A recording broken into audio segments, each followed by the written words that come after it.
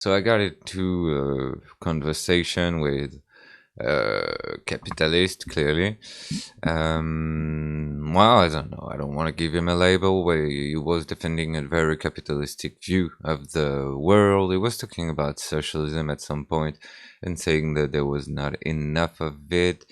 That seemed a bit weird to me, seeing that I was coming from a communist perspective, which socialism um, is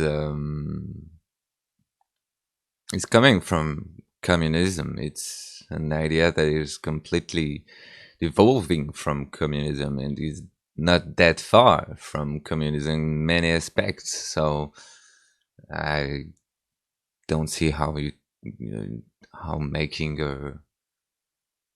a huge how putting those two as completely different would be logical. But anyway, let's go at it and let's try to see what I could have done better, where I got wrong, because I said something that I know right now that I've said something that are not completely true, although not completely false either. But there is something to be said on those things to precise my thought and correct myself, and maybe I've made some other mistakes. So we'll see. Let's listen to it. Hugo, did you like my story that I wrote to you? Where? In, about Arvid's microphone. Yes. Terrible. Yes. It is not serving the capitalist purpose. What? Sure. What is not serving capitalist purpose? That I want to know about that so I can crush it right away. I thought you were French. Aren't you supposed to be communist? Is that the what? Okay, I am a communist personally, but not all French are communist. Well, I'm a Marxist, so I have a critic of capitalism. This was a joke, obviously. He doesn't really think that all French people are communist. We don't live in the 20s or 30s when the communist party within France was very strong and allowed us to have multiple advances with its alliance with the Socialist Party, where we got the 40 hours week work, where we got paid vacation, where we kicked out the fascist movement by way of massive peaceful protests all around France, countering the fascist protest that was violent and and destroying everything and trying to bring a more fascistic government.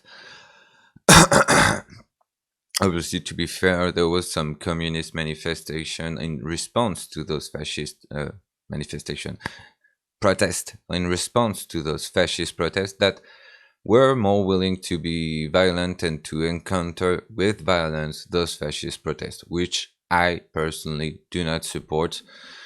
Although I support the goal of countering the fascist protest way more than I should support the idea of trying to establish a fascist government. You could call me communist, I guess. Oh.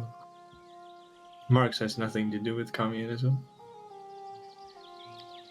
It's an insult to everyone that you would even compare the two.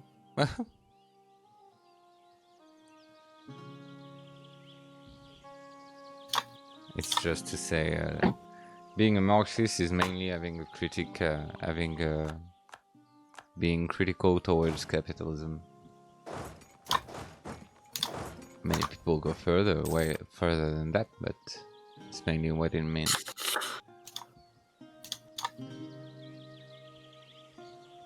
And I'm not against the people owning the means of production.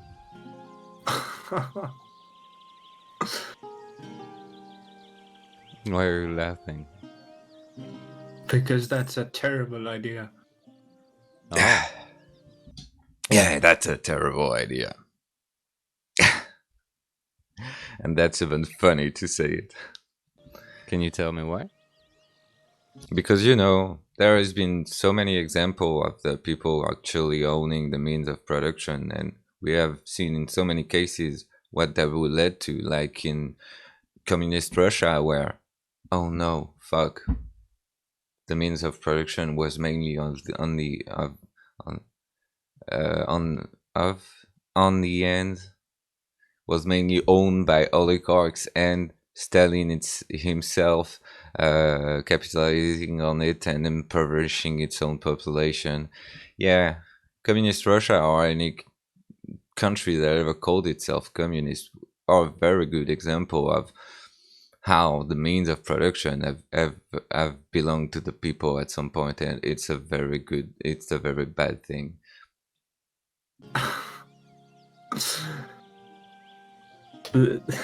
It's not possible.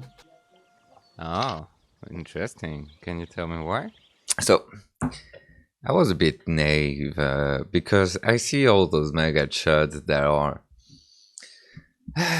just using the word communism as just a bad word to say, oh, you're bad, you want Stalin, you want a government Russia style Stalinic communist country and all that. You want everything that bad. Communist is everything that's bad. And I was thinking in my head that saying that, reducing it to its meaning would be better, and most people would understand that pretty it's a pretty good idea overall, or at least it's way less egregious or offensive than what happened in actual communist Russia. But I was very wrong on that, and some people, yes, do believe in or in their head this is obvious. No, the means of production in the end of the people is just not possible, and it shouldn't be done. It's totally out of the question. It doesn't work, as it has never been demonstrated. But yeah, no, it doesn't work, all right. I was being a bit naive. Can you tell me how? How do you make sure that the workers own the means of production? What is this Since question? you want to exactly? demand it, you should be able to tell me how to do it. How to achieve it? This is a political fight. Obviously, And, the politics to the onus of the burden of proof is always on the left How wingers. is that managed? But exactly, this question. Who is a otherwise, worker? the people that work. So everyone. Yeah. A democracy. Have you heard of the idea of a democracy? Democracy is a terrible idea. Okay. So, what are you for as a system of government? The aristocracy rule.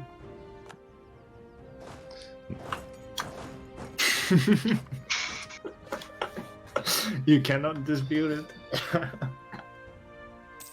Because it is great. And so, truthfully, what are you for? The aristocracy rule.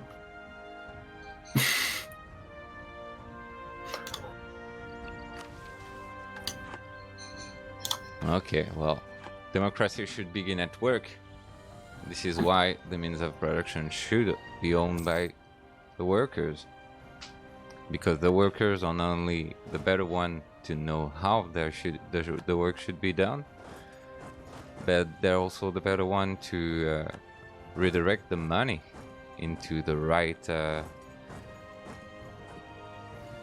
place within the economy to make the economy work. Even Adam Smith said that the middle class should be affluent. But Now this is not the worst argument ever. Who are you taking it from? Nobody. We don't have to. Who are you taking it from? I should have stopped there, because the workers are producing the wealth. So we are not taking it from anybody. We are producing the wealth.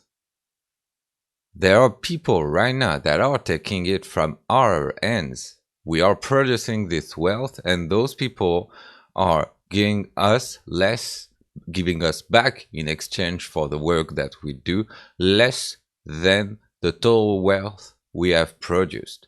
So this was a very bad way to begin the debate. We are not taking this money from anybody.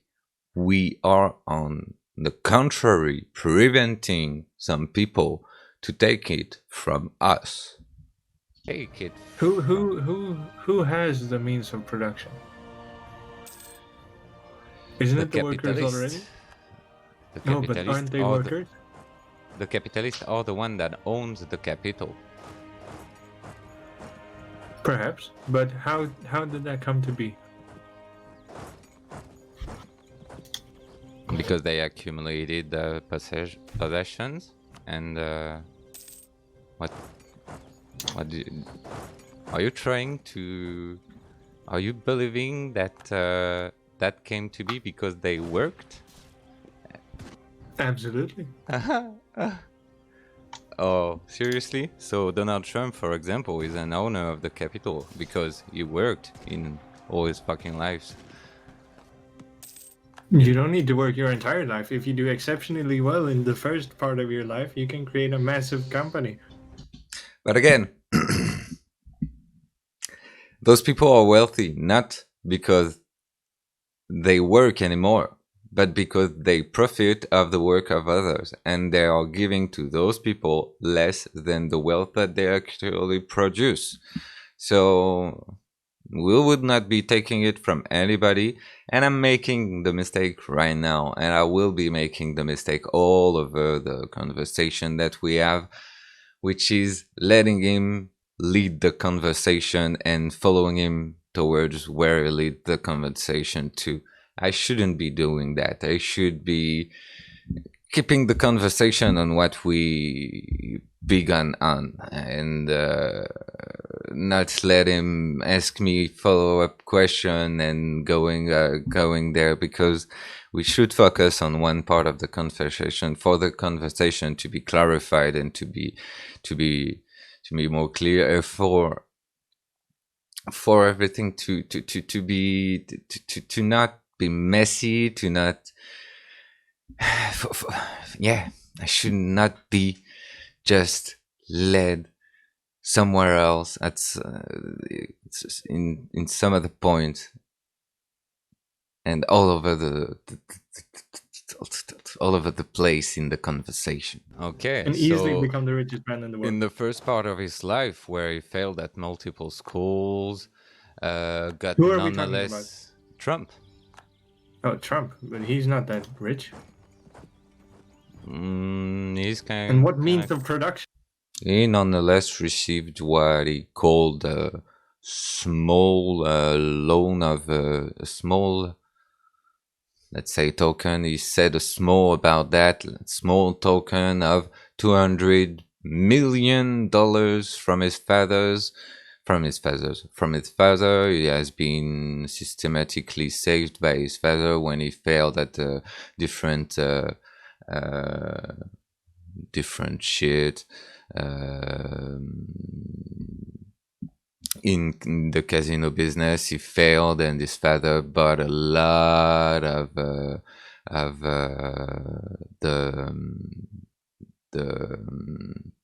the thing that you use in casinos, without using them within the casino, just for him to be saved from the failure that he was going through. And he has been given a lot of loans from the Deutsche Bank and from other banks. So this is something else. Fuckers in schools telling me always in the barber shop, Chief Keef ain't about this. Chief Keef ain't about this. I don't know what Chief Keef is. I don't really know what you meaning by that. So you would have to tell a bit more. Hello, Janitor Veteran Warrior. That's Sasa, brother. French buddy, we might not have the...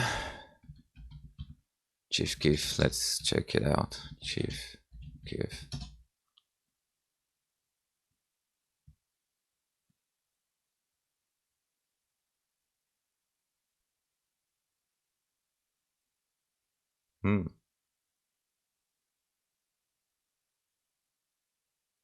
He's a rapper.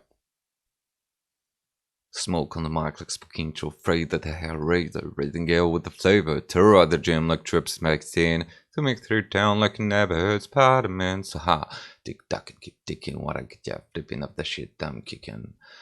And does he own? Well, he owns golf clubs. He owns. That's not a Mino production. That's not a Mino production. That's very true. But nonetheless, he's wealthy and he's owning capital. Sure, but that doesn't make him necessarily evil. So what did Jeff Bezos? I didn't say that made him evil. My point was on the fact that they own the capital and that's it. I'm not making a judgment towards them. I'm making a statement of who is owning the capital and who is not owning the capital. And within a communist ideology, we would try to make the capital be owned by the people. That's just it. Do for and I should focus on that. acquiring that much wealth. He started the company many years ago and has been working on it in extreme conditions, just like Elon Musk has. And then when they have gained traction, it's become much easier because people like the idea, and that's what drives a company forward. What do you call So working on they it? have to developing it in all sorts of ways, like how to reach out to people, developing the product, developing the platform. Again, I should focus on the fact that now they are not making their money on working, they are making their money on the work of other people, taking a large part of the wealth that they are producing, and in consequence of that, if we were to make the people own the means of production, we would not make the people just take the money away from some people. We would be doing the opposite. We would be preventing some people to take away the production and the wealth that we, the workers, are producing.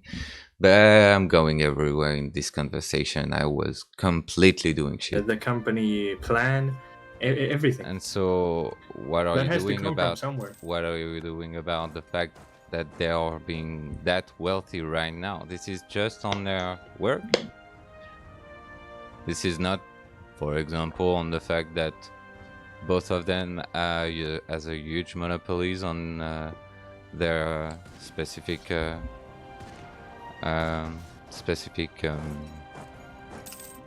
so for Tesla, he has a huge monopoly on on electric cars. That isn't true. That is very true. Every car company is making electric cars. That is very true. He has a monopoly. Yeah, but nonetheless, Talking he's about the making principle of oligopoly later, the most amount of it. and he confuses it with do you know that oligarchy. Quantity isn't He big. doesn't. know He didn't that know the oligopolies. principle of Do you see oligopoly. little car producers? What? But anyway, that's a useless. Do you see little car God damn, this producers? conversation is useless for now. No, that is impossible because you require a lot of money to build cars. Exactly.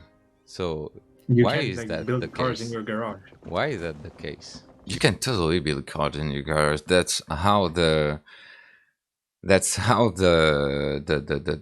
car that's how a car have been produced in the first way. And the reason that there are no people producing car in the garage, and in fact there are, but they are just not making a lot of money on it, is because most of the market is already controlled by so many big corporations that you can't compete with. You can, you could, you could. A car is an expensive invention. But the principle of capitalism is that if you got the means to build one car and to sell it to more than what you build it, you could make money on it and then build a company on it. Yes. Why don't we see more car builders being created? Do you know the principle of oligopolies? Oligo. This is when different companies have a monopoly on some You mean oligarchy? product. No, oligopolies. This is like a monopoly, but with several companies owning one specific sector of the business. Sector of business. So it's not an oligarchy. No, oligopolies. Like a monopoly, but with several companies. Yeah, that's an oligarchy. No, oligarchy is a system of government where several people are ruling. Okay, let's speed that up because, goddamn it, that's not interesting for now. Tänk dig som en kartell typ. I think what? I don't remember how to No, I speed told that up. Hugo.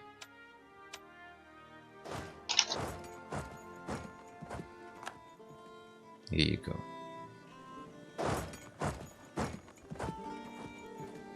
Oligarchy is the system of government. Oligopolies is the... Oh yeah, but it's the same principle. Few people ruling one thing. Yeah. Sort of, yeah. If you reduce it to that, yes. So? So an oligopoly is preventing the free market to exist in its true state because most of the But there are people laws against will those things. never have. There is indeed laws against those things. In fact, one of the countries that has the biggest amount of laws against monopolies and oligopolies is the country that has the biggest monopolies and oligopolies, which is America. It's not really the biggest amount of those, but the stricter laws against monopolies and oligopolies is exactly America, and the country that has the most amount of number of oligopolies and monopolies all over the world, not just in America, because obviously there are international companies. It is America. So yeah, that's a fucked up point. It's like there is laws, but within the capitalist system, you allow so much of those people to have impact on the laws that either those laws are not being applied or they just find loopholes and do not do it so that they don't have to obey those laws. Yeah, but I don't think America's economic system is the best. Okay. We agree on that. Basically, the American system is capitalist.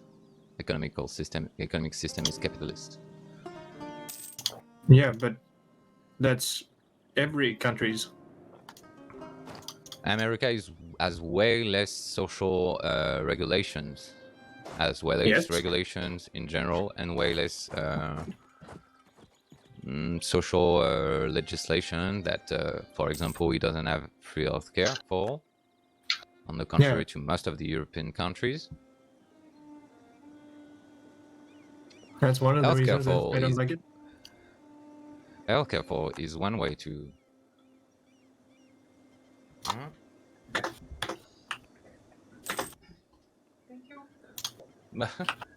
Healthcare for is one way to put the means into the hands of the people.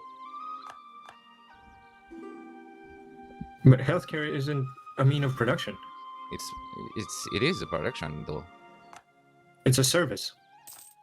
It became a service because we decided that it is a service. In America right now, it is not a service, just a service. Plus, having a car and selling a car is making a service. It is displaying... I don't have the word right. What am I saying right now? Healthcare is a service, whatever whatever point of view you take. Healthcare is a service, even though in America right now it's not delivered as a free ride for everybody. That doesn't mean that it isn't a service. And yes, it is a service. And yeah, anyway, I'm saying shit right now. But anything that you sell can be considered as a service. No. Yeah, it can. There I'm right. No. Yeah. So housing, for example, don't you think that it's a service? People building houses. And selling them. And owning them and Yes. locating and... Yes, that's a service. Okay. So what is the difference between the two? Between healthcare and housing. Yes, in the terms that we are speaking of, obviously.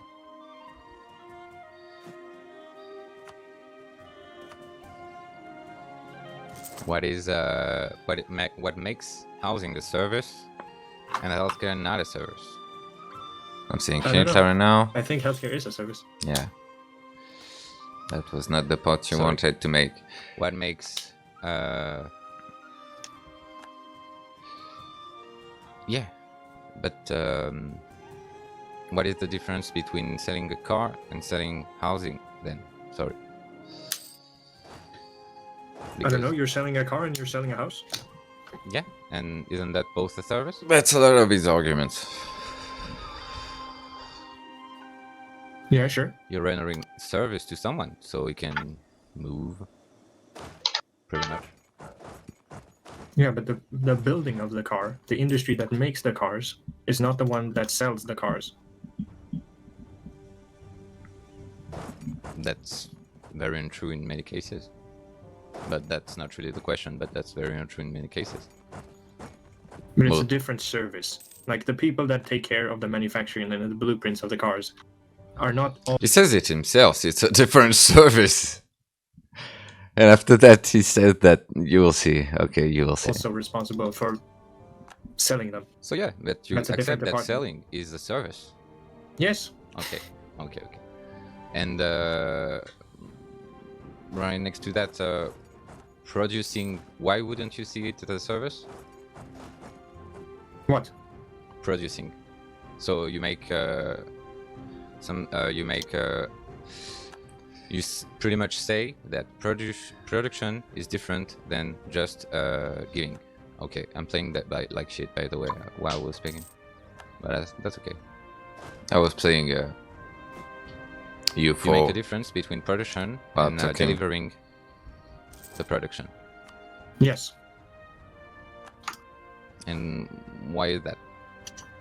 Because building something and selling it are two different things. That is a very simple argument. Giving healthcare to someone and selling a house is a very different thing. They are both services. Yes, I've never disagreed that healthcare isn't a service. I know. I thought you started the argument by saying healthcare is I know, buddy. But you are saying that these are two different things because producing, building something, and delivering it are two different things. So I'm saying to you, yes, but healthcare and housing are two different things. Yet they are both a service. You cannot make a distinction between those two things just because one is selling and one is building.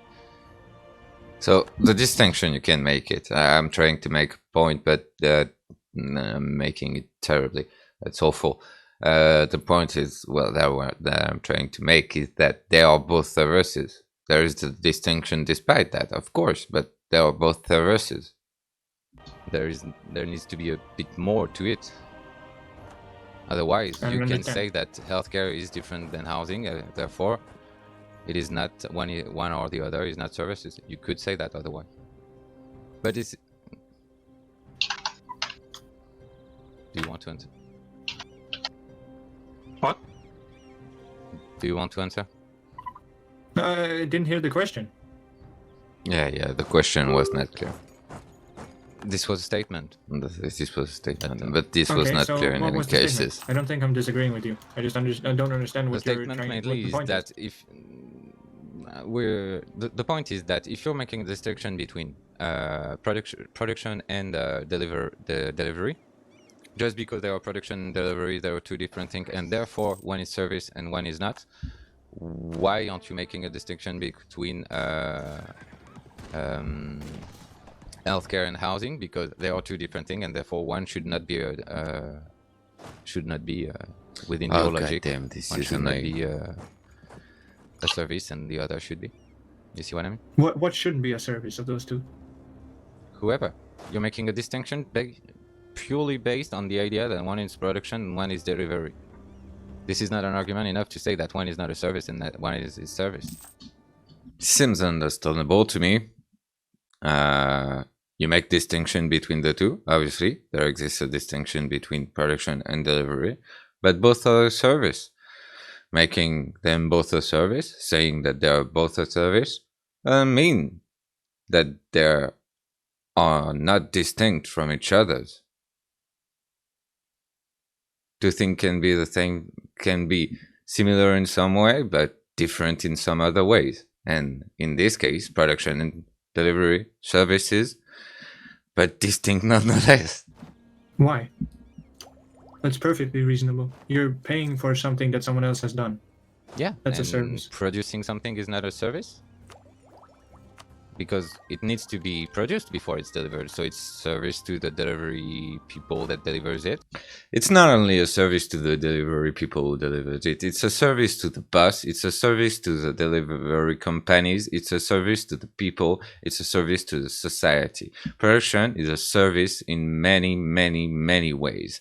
And delivery is a service to the people, to the society, to the bus that the workers are working for, etc., etc. Everything that is producing, delivery of goods, and all that, it's a service.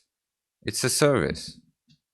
Oh, if you want to get that technical. Because as he says it a bit later, even though we got confused in the definition, because at one point I think that maybe I don't know enough of English to really understand what a service would be in English, but he reads me a definition that clearly states that a service is for the welfare of someone, pretty much.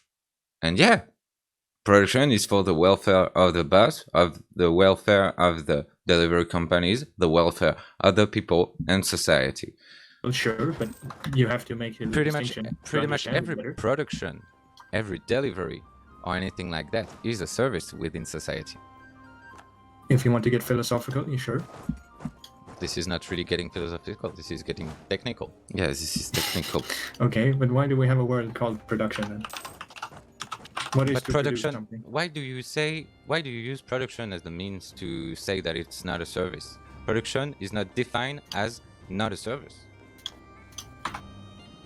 There is no definition of production that should bring you to say, oh, it's production, therefore it's not a service. But it's more one than the other. But it's not a one or the other. There is no definition of production that says it's not a service. It's not one or the other. It's both. Typical Reddit murder. LMO. Him or me? I'm not sure how it's supposed to be Reddit murder. I don't spend a lot of time on Reddit, so... Both. I didn't say that. You're saying In it's fact, more I spend one than no the time other. on Reddit. So Yes. in the idea that you're developing, production is the exact opposite of service. No, what? Yes, if it's Producing one or something the is other. not an unservice. What? That doesn't make any sense. But that's what you're saying. If it's one or the other. No, I said one. It's more one. No, I'm not from GameStop, and no, I don't use. I was not your manager at store 1137. I may look like him, I don't know, but I'm not him. Than the other. That still means that they're combined. I guess so. And Sorry, it's buddy. more one than the other would mean If someone works as a waiter and someone works as a car builder, One is a service worker and one is a production worker. You should be able to distinguish those two. Someone is walking with food from one table to another table. There is no lack of distinction when you acknowledge them as a service. What?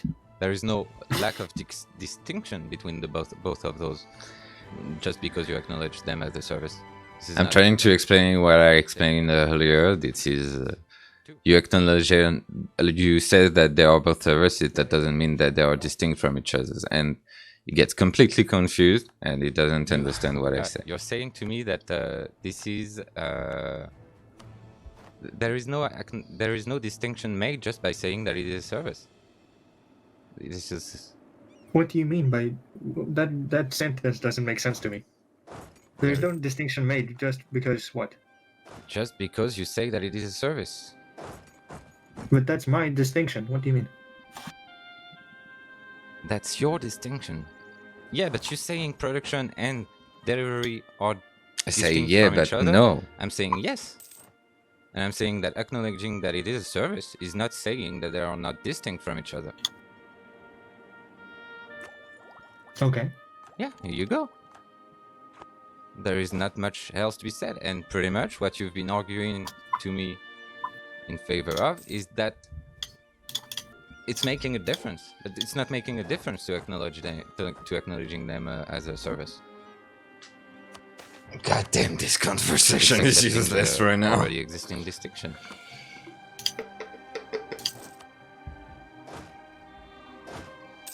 We have moved on a very unproductive discussion, but you see what I mean? No, I don't understand anything. Yeah, I see that. Well, you are hearing in what I'm saying something that I'm not saying, and this brings us into a discussion that is hard to go through because obviously we are not understanding each other's. Yeah, but I'm not failing to understand your point. I'm failing to understand, like, what the sentence that you're trying to put together is. It doesn't make sense to me grammatically. Well, I cannot say much to that because it makes sense grammatically. Just sorry, are you following? Can you explain it to me in Swedish? What? He's a Swedish guy that... I zoned out. So what are you saying? I want you to translate what he's saying to me. What is he saying? Well, simple. Production and delivery are not being distinguished from each other just by saying that they are both services. I'm getting confused there, and I'm saying the exact opposite of what I want to say, but...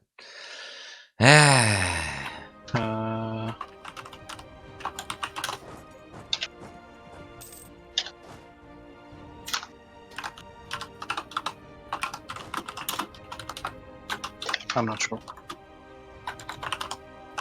That was clear in the first way that I delivered it, but I don't know, I didn't want to understand my sentence. Do you understand the sentence here? You said... Can you repeat what you said?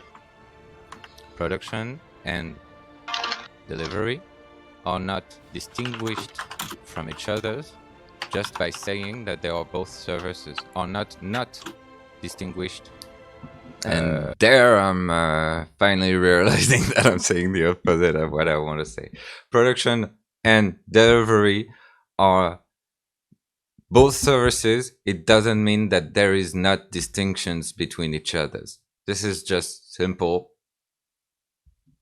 I don't know why I try to formulate it in that extremely complicated way. From each other's just because they are services. Alright.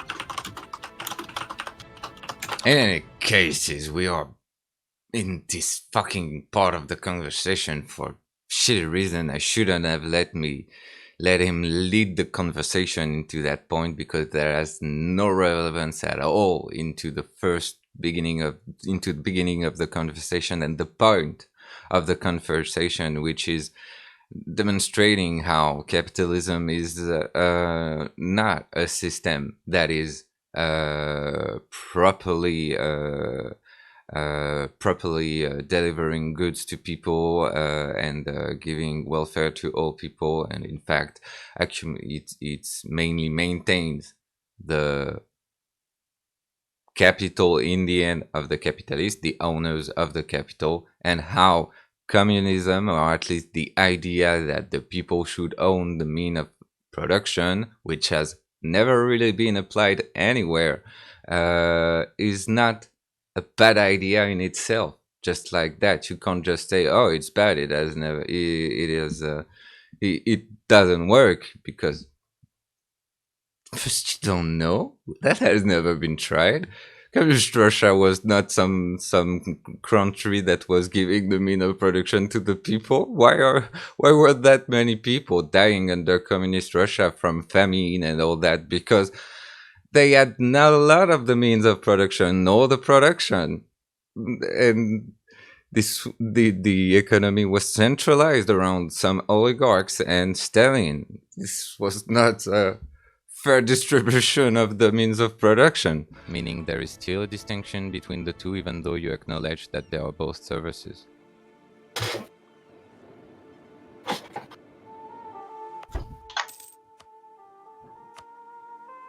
So there's no difference between production and delivery of the production. That's exactly what I'm not saying. This is why Okay, we are being like production and delivery are not distinguished just because they are services. Production and delivery are not distinguished just because they are both Okay, services. so they are distinguished. Yeah. Okay, so production and... Produktion och leverans skiljer sig inte från varandra bara för att de är tjänster. Nej, det är utan något. Så det är produktion och leverans kännetecknas bara för att de är tjänster. That doesn't help me at all. That sentence is super weird. Sort of true. You're making it seem that I make a distinction between production and delivery. You were making it because we are far away from this conversation right now. And I was just saying that I was not making a distinction. Yes, I said that I was not making a distinction between production and delivery because I'm saying that they are both services. But I'm still acknowledging both the fact that they are distinct, but also the fact that they are services. So you're saying they are different kinds of services? Yeah. They are different, but both services.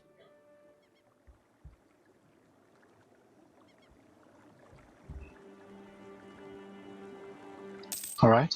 Do you understand, Hugo? Yeah, but what was the point about saying that healthcare is a production and not a service?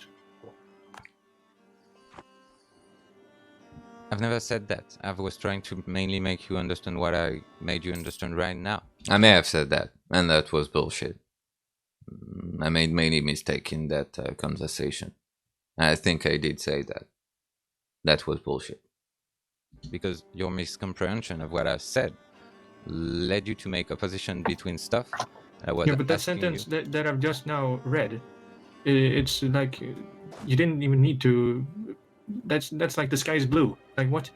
Yeah, but your miscomprehension of what I told you led you to make distinct. You were saying earlier that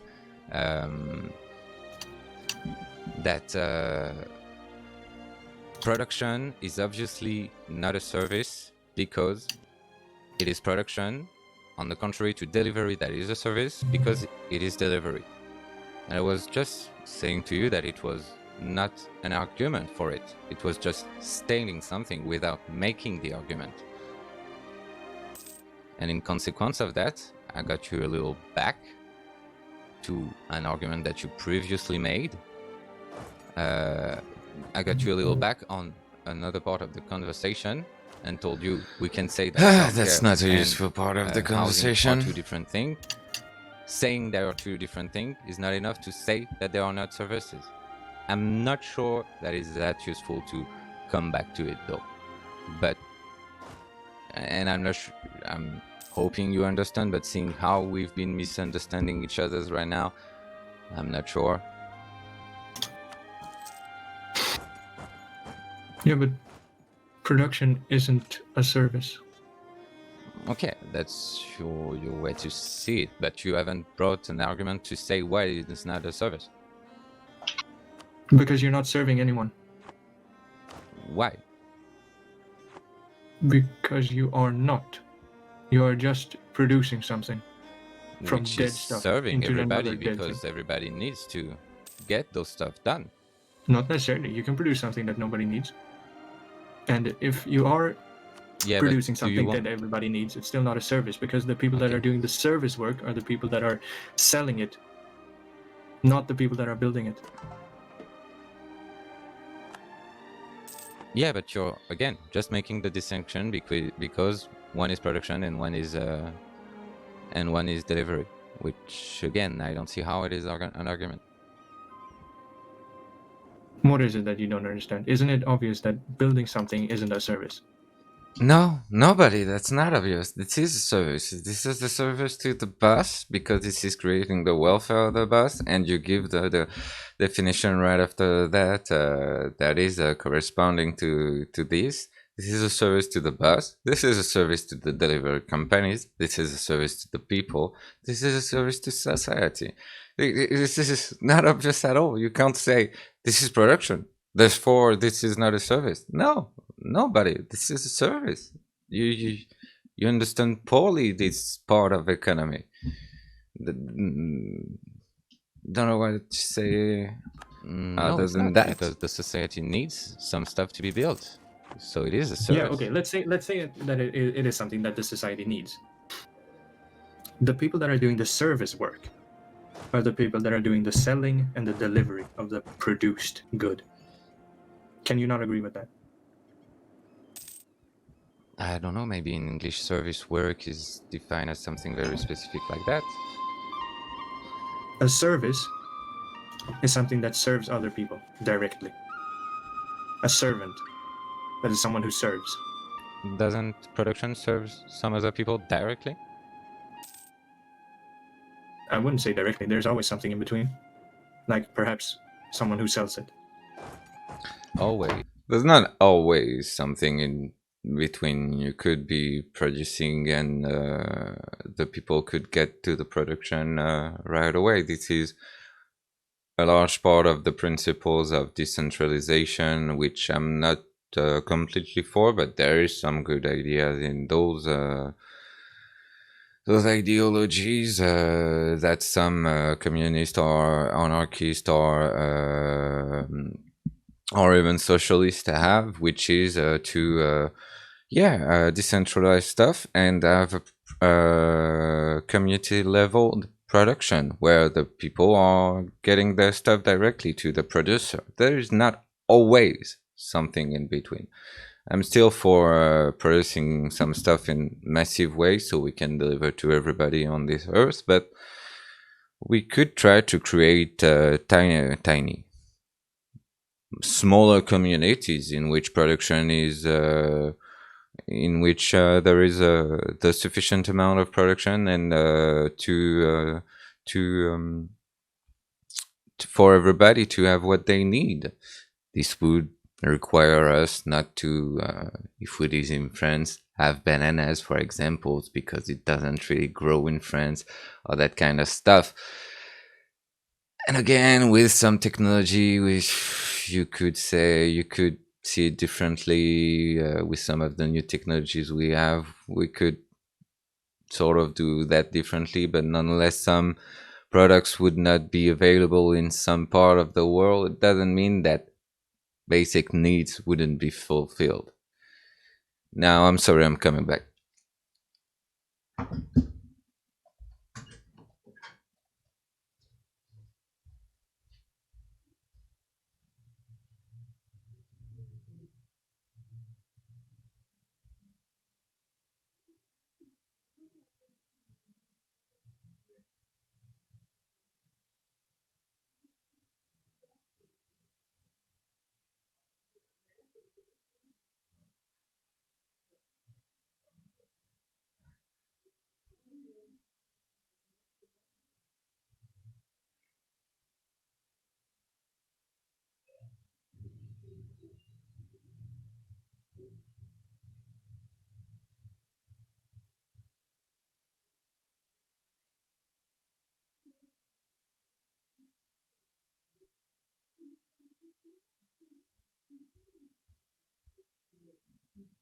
Oui,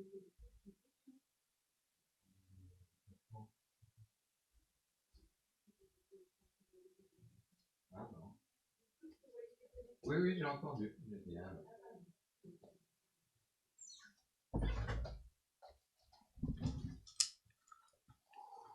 Please. So How else would you get it to the people if you weren't selling it? yeah, but the better example is most of the oligopolies about cars that we were talking about and housing. There is no Most of better those people example in are this conversation. building This is useless. and the ring. There is no in between people. Yeah, they own the service and the production. And most work like that. Yeah, but they don't have their mechanics go out to the stores and then sell the car. That's different people working, and different hiring, and different qualifications, and a different sub company.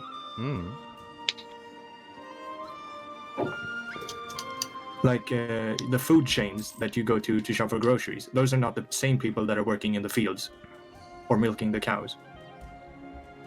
Those are the production workers. The service workers are the ones in the store, and the trucks coming to the store from the farm. I don't know what service work is exactly. Maybe there is a definition that limits it to delivery or stuff like that. Nonetheless, the point remains: production is a service and delivery is a service. They are both services. Just he looks at a definition that corresponds to it later. Yeah, looks at this definition and just focus on what this means. And yeah, production is a service. Doesn't that make sense? That makes sense, but what I'm saying is not going against that. I'm checking the traduction of service work. Maybe that's something that I don't really know about. The production of service work. The occupation of function or serving in active service. Okay, this is not this. Does it make sense to you, Ostrach? I've not been listening really. But what do you say? Okay, a service is a transaction. Okay. It's a transaction in which no physical goods are transferred from the seller to the buyer. No physical goods? You're moving it. That's not necessarily a transaction. No, what I'm stuck on is like in which no physical goods are transferred from the seller to the buyer. I mean, like there is one physical good, at least. No, if not, this is not a transaction. You mean the money? The benefits of such service are held to be demonstrated by the buyer's willingness to make the exchange. I see. So a service industry in English would be an industry that is not giving anything that is physical. So a service industry would be in precisely healthcare because you're offering your quality as your treatment, exactly, a treatment. Meanwhile, housing, because there is a physical item, is not a service. Yes. Okay. So that is good to know. I didn't know that. It's some other meaning in French or whatever.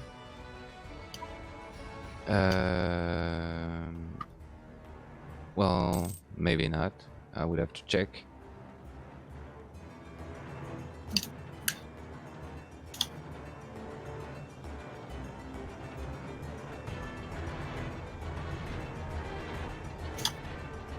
I'm not an economist. I'm using words in very general.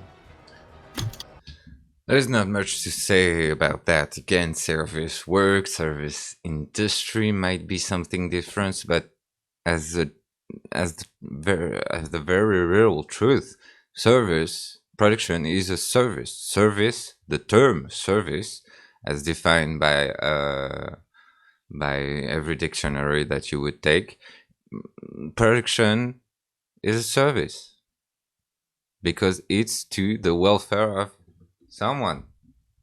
Many people, in fact.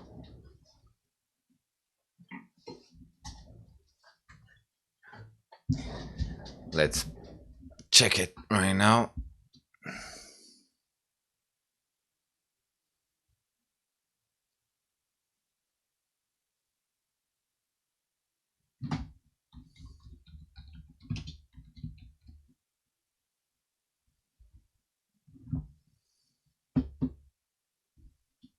Mhm.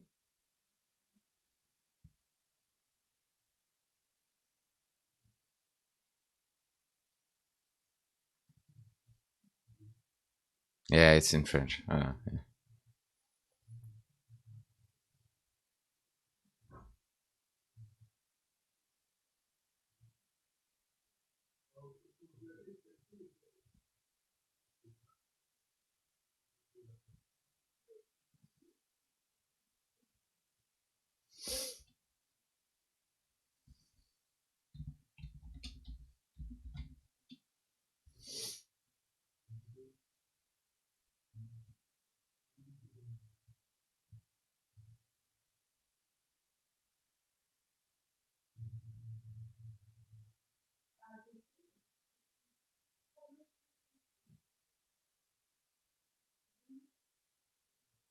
Wikipedia?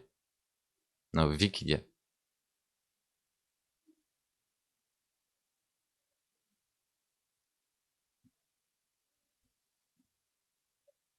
Inside, pretty good source.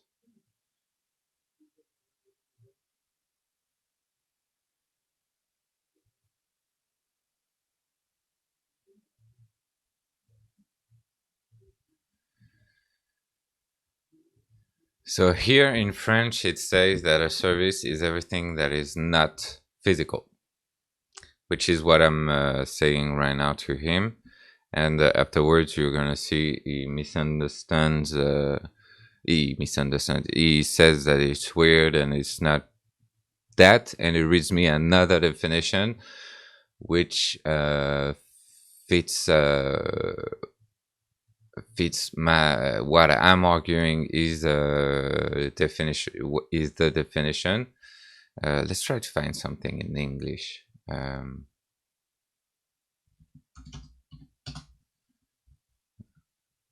Remove.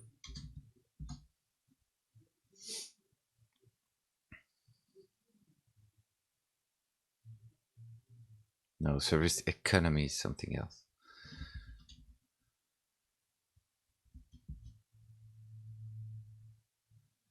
Fucking put that in English. Fucking. I can choose every language, but I cannot choose just English. That sucks.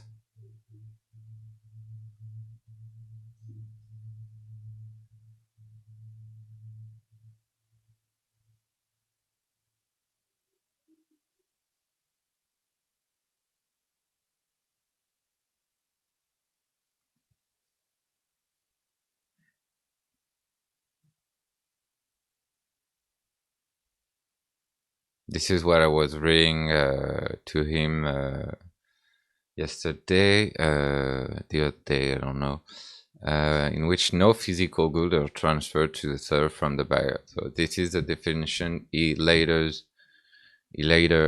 disagrees with. No, in French it's different.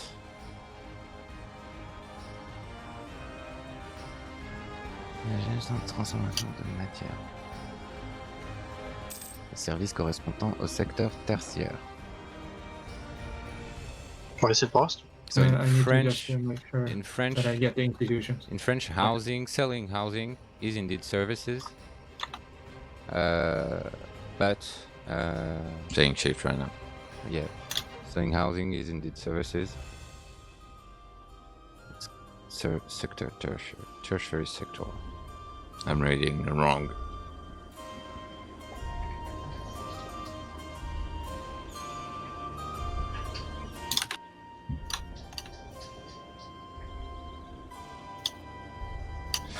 Yeah, anything that is okay. So because I don't understand, you will help me to understand this.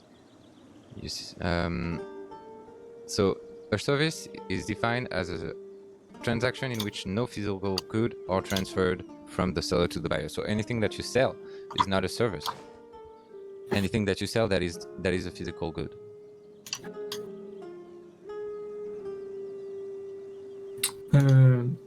Sure. Okay, this is against the French definition in which anything that you sell is a service. What I'm saying is wrong. But This the is person doing the fitting selling the French is definition. doing service work. This is fitting the French Like definition. the actual transaction takes place between the company and the individual person. The seller is the middleman between the two. His argument is that all deliveries are services, while production is not a service. But the actual definition of service in terms of economics is apparently that it's when no physical goods are exchanged. So it's intellectual or skills, whatever goods of that way. So like healthcare, when you put your skills, you exchange your skills by healing people. When you just working in that case is working in an intellectual so working as an editor, you put your intellectual skill in service of a boss, and in that case that is considered to be a service.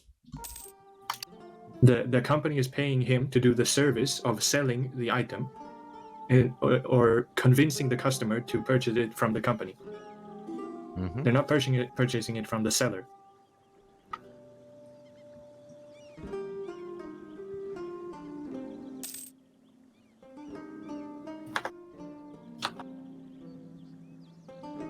Okay, so this is something else. I'm on the Wikipedia page of service.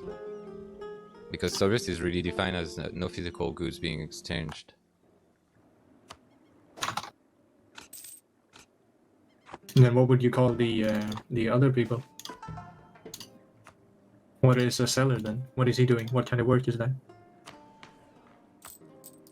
I don't know, I'm asking you. I don't know, not understanding in which cases service wouldn't be selling whatever physical good wouldn't be a service. Personally. Okay, so Wikipedia is the stupid people here. Maybe.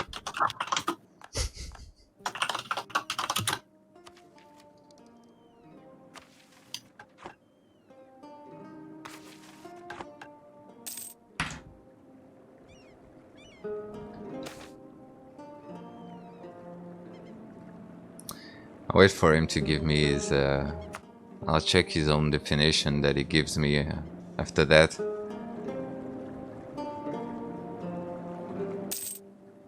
Maybe. If you look at the definition of Merriam-Webster. Merriam-Webster? Not sure I'm hearing well.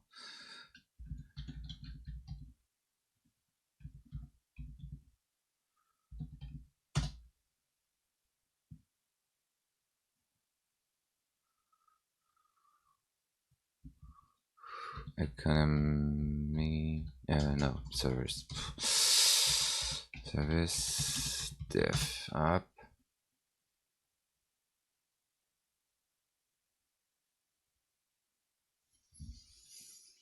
So, the occupation function of serving. Obviously, this is not what we are seeking.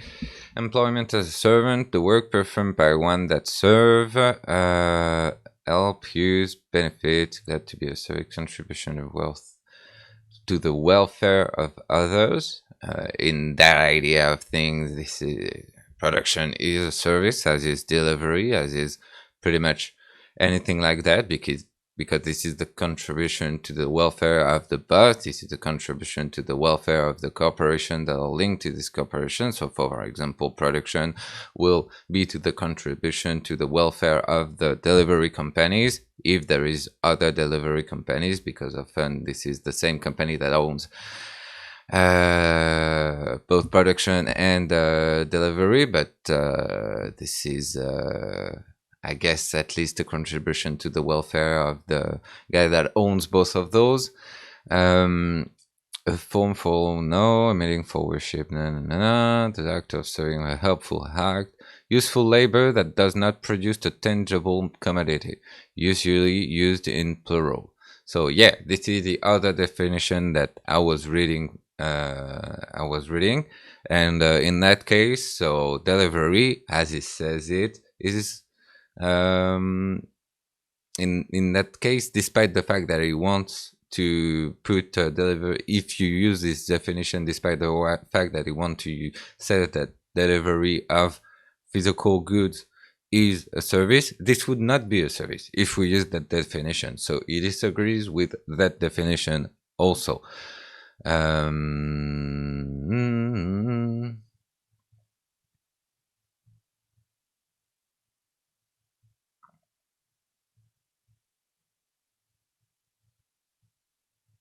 So I think the definition that would fit the most what he wants to say is this: a facility supplying some public demand. He would want service to be restricted to this definition, in which production is not supplying anything and therefore it's not a service. But supplying something, delivery in this case, would be a service.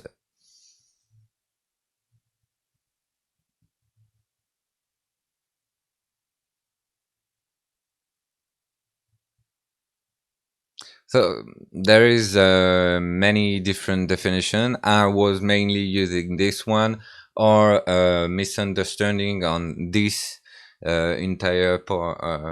The definition of service is kind of useless and irrelevant.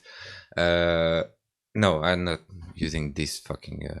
I was using this one. I was mainly using those ones. The work performed by one that serve. This is any work that is any worker delivers a service, at least to its boss, and in any case, he works and he performs that work. So, and he serves. So this is service.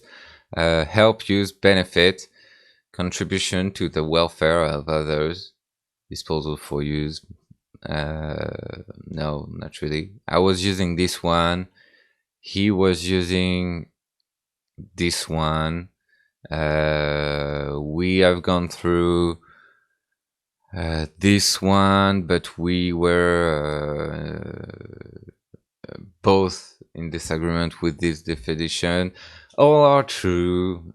This was not a useful part of the conversation.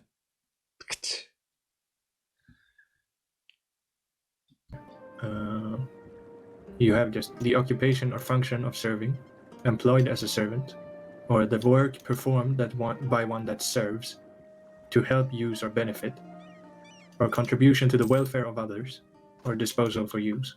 So this definition would be large enough to include production, because it's to the benefit or welfare of the companies that not necessarily. There are many things being produced that are not to the benefit of the people. And there we enter a part of the conversation that is even more useless. He wants to restrict the definition of services. He wants to not give production the definition of services because some part of production is not to the welfare of the people. But again, and I haven't made this argument right there, but it's to the welfare of the boss. So it's to the welfare of someone, and it's to the welfare of the delivery companies. So it's to the welfare of someone. And you can say that some part of this production is not to the welfare of the people, but nonetheless it's to the welfare of someone. So that does not make it not a service. This is to the welfare of at least the boss. So this is a service. Within the definition that I'm using, within other definition, it's not. Yeah, whatever. This is not useful. You're taking some strange examples to try to destruct an argument. Nonetheless, this definition would What about encompass food? would encompass production of useful stuff at least, because it's to the welfare. And you see what I mean? Certain things, maybe. Most things, because mainly we are producing food. This is industry. Food is useful. Yeah, but one of the worst as well. Oh, I absolutely agree with that. So it's not to the beneficial of others. Yes, You the cannot bus remove at the idea least. that it's to the welfare of someone just because it's poorly done and that it could be better done. No, it's not bad. It's doing them harm. Like if you only ate at McDonald's, you will die by the age of 50. Yeah, but it's still to the benefit of somebody in terms of How feeding is that his benefiting fucking. somebody? The bus Now is you're- making money out of Now you're this. taking some strange I should example say that. to Strange I'm a example, the dumbass. largest food chain in the world. Estranged. And what is the definition of estranged, I wonder? Person no longer Particular. close to or affectionate to someone. What? What? You have the wrong word. Främmande. Yeah, there's a no. You're in French. It's éloigné. It's something that's further away. I meant something very particular to say that it's not. But That isn't as something an particular. industry, that is as something broad and well known of. yeah, but you're going on something else in consequence of this argument, which I agree on. Eating at McDonald's is bad, and people should hopefully eat less at McDonald's. We should be producing, but that's another argument entirely, because Yeah, but we are you just can't make making the argument that within the definition that you just read, production of useful stuff is a service. In the long run, it is not service work. Okay, but I wasn't generally speaking about services. I never talked about service work. I don't know what would be service work precisely, but if services is defined as something that is done in the benefit of someone else, production is a service. At the same time, it isn't. All right. What do you want me to say? That you can't use the definition because it cancels itself out. Why? We just made that point. It is and isn't at the same time. Plus minus zero.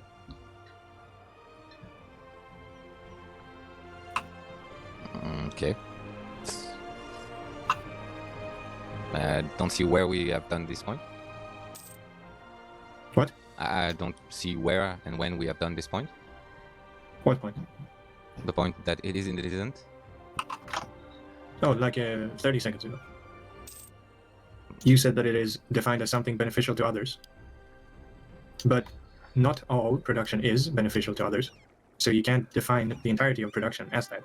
I didn't it say cancels that. itself out. I didn't say that. You're putting me out. Again, the better point is that it's to the benefit of the bus, so it's to the benefits of always someone. It's always to the benefits of someone. And in many cases, it is to the benefit of the people. But in any cases, it is at least in the benefit of the bus Where to my its mouth? welfare. You're putting mouth in my words, buddy. I brought up the Merriam-Webster definition and said some of the definitions for service work, and one of them was contribution to the welfare of others. You said that means that production is a sort of service. Correct? And you picked some very specific example to say that it is not. I But said food. That isn't specific. you said specific food. So we're talking about McDonald's. I defined it further.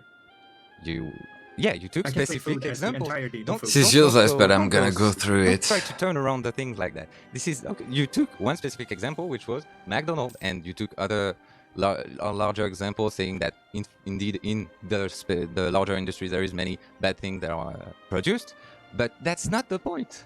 We don't care about that. So yes, Okay, there so the bad is things that are some being bad produced don't things that exist. are produced. There is some bad delivery that are being done. There is some bad shit that are being done in the industry. That's all right. Nonetheless, in the idea of stuff, because a service is defined as something that is in the benefit of someone else, production is technically a service. This is you can say yeah, but sometimes it is bad, and we can argue on the idea that when it is bad, it is no longer a service. That's fine, but that's another discussion. But In the but idea you're of just stuff- using this We can't argue on that. We can't argue on that because it's at least in the benefits of the bus. same point that I'm using, but reversing it. Yeah. And saying that you're better. That doesn't make any sense. I'm not doing that, buddy. But okay, you cancel out my opinion because you said that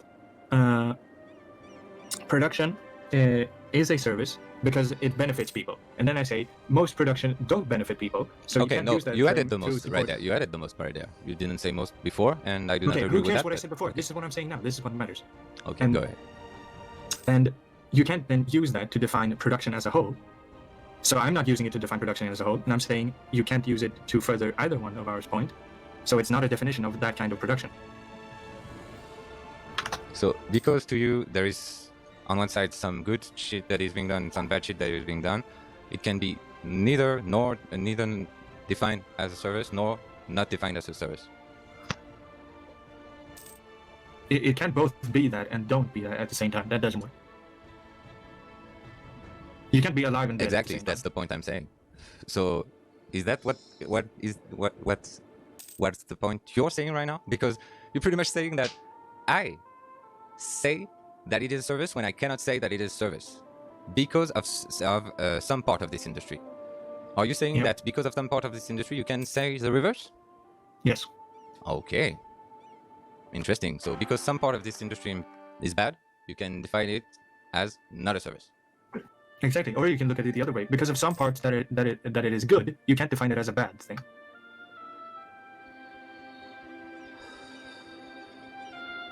Repeat that.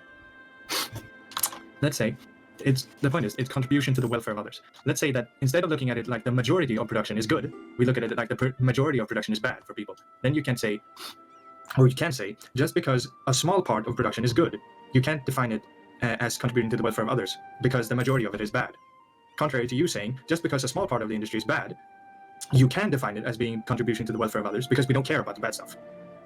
Yeah, but you are using exactly the opposite thing because you're defining it as not a service because there is bad stuff, so it cannot be a service.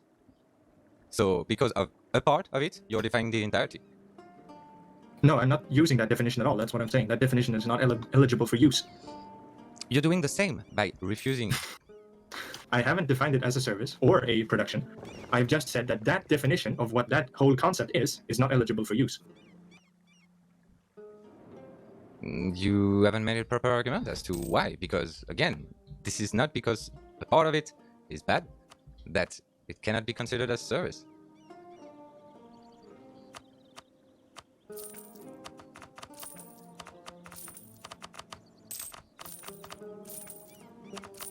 Trying to prove that it is a service just using that Merriam-Webster definition is not possible. I understand that it is your point. But I don't get at all how you get there. And because the entirety of production is not that it matters, majority bad, not contributing to welfare for the others, but it are in many cases. it is, yes. It is not binary. So that definition can't be used.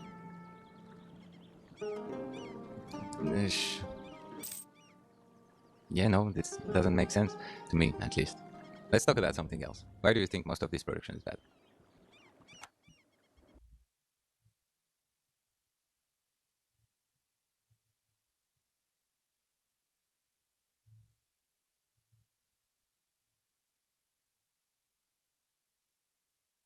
In the end, there is so many definition of services. This conversation was useless. What we do for someone, advantage we give him spontaneously. Advantage, not advantage. I'm reading French definition.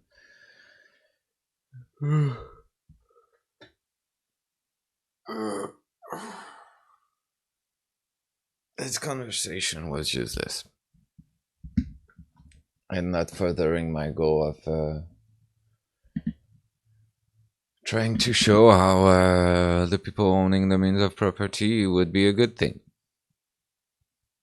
So this was stupid, this was useless, we got confused in many part of it, we misunderstood each other's many times. Was entirely stupid and useless.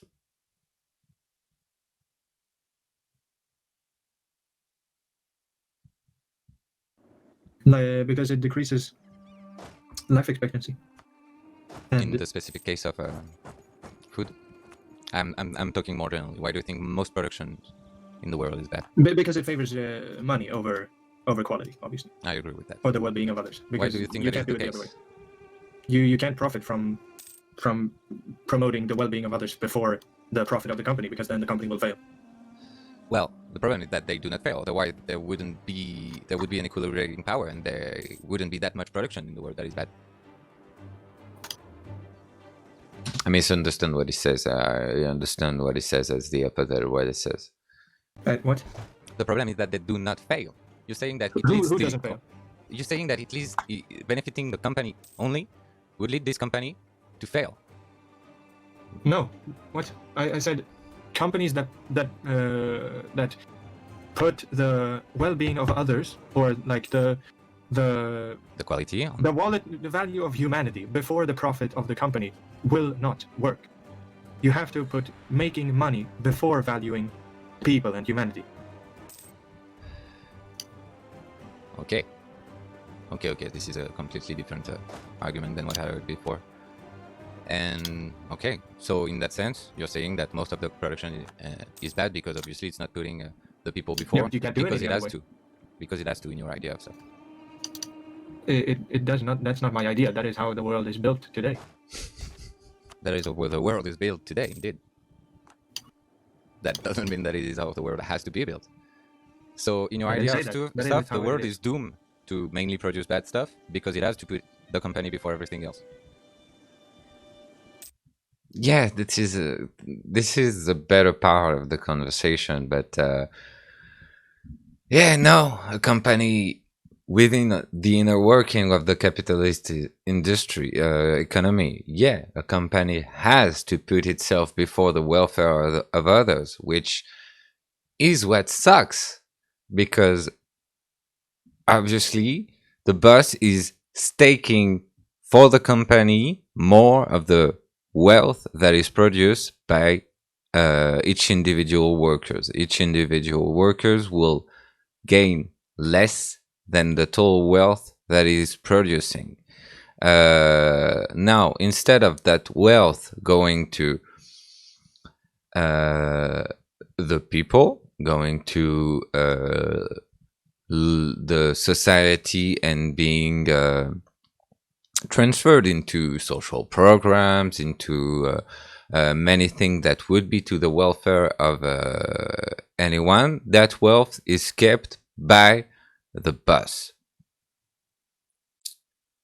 That industry would not fail within the circumstances where we establish that this industry must be sustained because it is gaining enough money to profit to the welfare of everybody. If we were to transfer that money, instead of transferring to the boss, transferring to the welfare of society, we could sustain it pretty easily. But right now, yes, indeed, within the inner working of the capitalist system, this is how it works. But this is not a good thing. And this is not an absolute thing. This is not how it works. This is not absolute. There is no truth, absolute truth, that if a company doesn't put itself before the welfare of others, it will necessarily fail. No, not in an absolute. In the context of a capitalist system, yes. In an absolute, no, hell no. Otherwise, every healthcare system in the world will all fail completely. But hey, in Europe, the states achieved to sustain those because putting the welfare of others in that way is allowing less crime, more productivity, because the people are healthy and they can produce. We see that in America, people not having healthcare are less productive because of the fact that they don't cure themselves of diseases that prevent them to work. Diseases are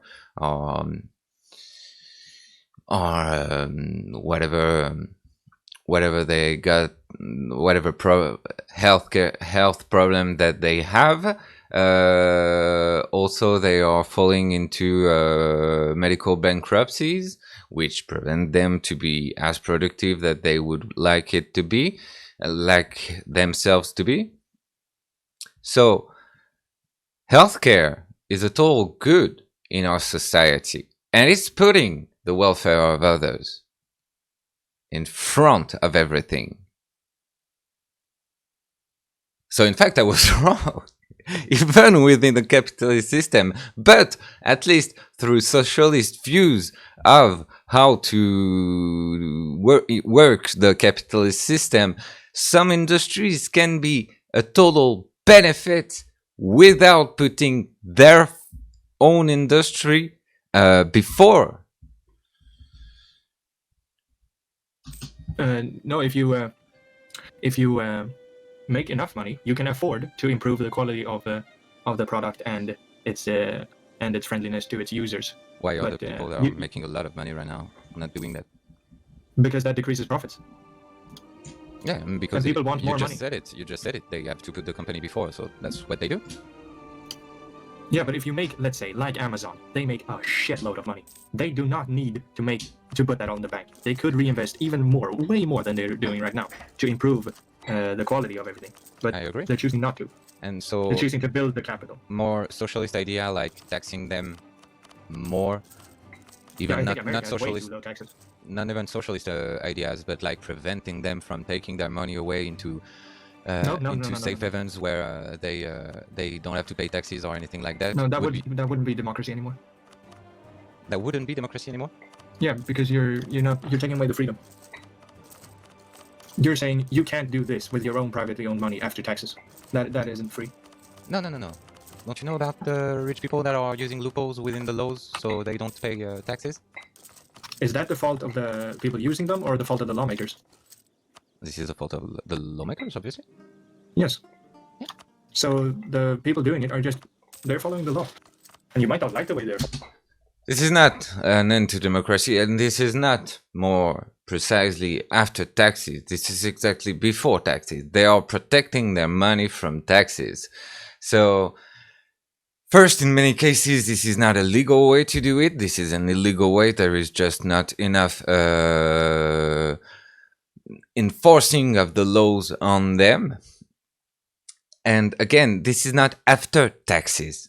This is before taxes. They are not taxed to the proper amount. So this is not an end to the law. This is not an end to democracy. In the contrary, this is just applying the law that exist within our systems, within our systems of government. So this argument is completely wrong. And I'm making the mistake again of letting him lead the conversation. They're not doing anything illegal. So ask the government to change. You go a bit everywhere at every point of the conversation. I'm not an ideologue. I'm not talking about that. I'm not saying you accuse me to be an ideologue. That's nice. No.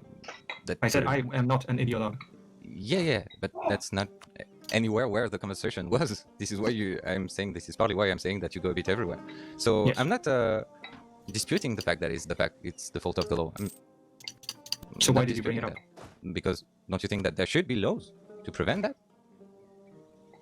I sure would like to have enough money to do that. But I can see why people don't like it. So just in Sweden, for example, they are taxing more. They are preventing the people to do some illegal stuff, which is putting their money in safe havens and using loopholes to protect their money from taxation. Why wouldn't we do that kind of thing in America, in France? Well, in Sweden we're taxing too high. Why is that? That is because the socialist government has ran the country for the last 150 years undisputed. Why is that in general? Why would this be too high? That could be some huge conspiracy theory about them like cheating the elections and stuff like that. No. Why is it too high in the sense that why do you consider it to be too high? Why would this be too high? Because it prevents the growth of the economy. Why is the Scandinavian country some of the most competitive economy? Because you have to be extremely good in order to make a living for yourself. With those taxes. If you want to do more than just sit at home, you're going to have to work hard. This is not the question. What? You asked why the Scandinavian countries are the most competitive in the world. Yeah. Why, Yes. why are they so competitive despite the fact that you claim that they have too high taxes? Why are the wealthy still are competing despite those too high taxes that you're claiming are too high? Well, they are the highest in the world. Yeah, this doesn't mean it's too high. Okay, I guess that's subjective. Don't you think that the taxes that is crippling the middle class are way more of the taxes that needs to be aborted before the taxes that exist on the wealthy? The idea of the forward economics, that is, you're not crippling a company from being competitive on the market by forcing him to better pay his workers, to pay more in taxes. You do not prevent him to expand, because most of this money is not used for the company. First, this is used to accumulate money on the top for the different owners of the company and the shareholders. And also because within the inner working of a capitalist society, most of the money should be transferred to the middle class, so this middle class can participate within society and expand and make this economy grow. What? What was the question? Don't you think the taxes that are crippling the middle class are the one that needs to be aborted before taxes that are on the wealthy? Taxes on the wealthy prevents the accumulation of money. Taxes on the middle class prevents the functioning of an economy. Because Exactly, this is the that's what middle they've class that need to participate in the economy to make it work. Yes. Mm-hmm. And in Sweden, you do know that you have an increasing taxes the more money you have. Yes, I know that. Okay. And so you're complaining about the taxes on the wealthy? No. You said you had too high taxes. Yeah. Okay. You don't only tax people that own over $100,000. Like what? You tax everyone. But not You tax equally. the taxed money. But not equally. Of course, not equally. Okay. Who would want equality in a socialist country? That sounds degenerate. Equality of taxes is inequity of income in the end. Yeah. Who would want equality in a socialist country? Buddy, we want equality. This is exactly why taxes must not be equal. Because when you put equal taxes on everyone, equal taxes on different income, well, in the end, what happens? There is growing inequality of this income. So this is why we want a growing taxes the most income you have, and decreasing taxes the less income you have.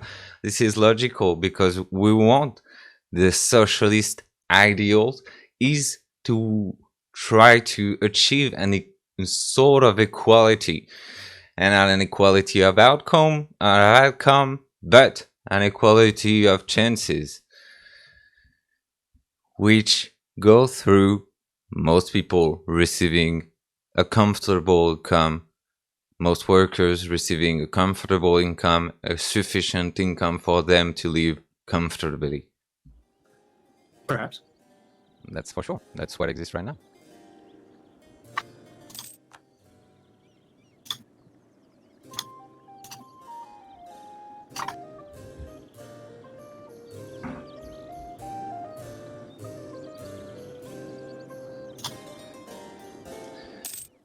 Do you think I'm a part of the upper class? Like the people with millions of dollars? No.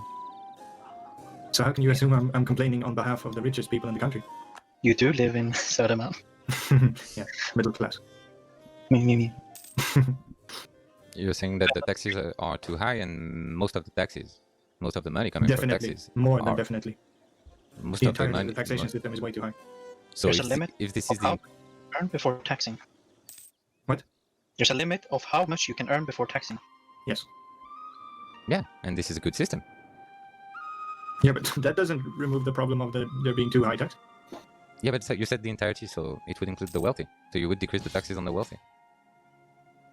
Yes, it's not the but entirety. that's because the law applies to everyone. And in consequence of that, most of your social programs would fail because they wouldn't have any more money to exist. Yeah, but you could grow the economy and develop the country, and in the long run, make a better nation. But what we're doing right now is like the Soviet Union, America is slowly doing, crashing itself into the ground. Like America is doing.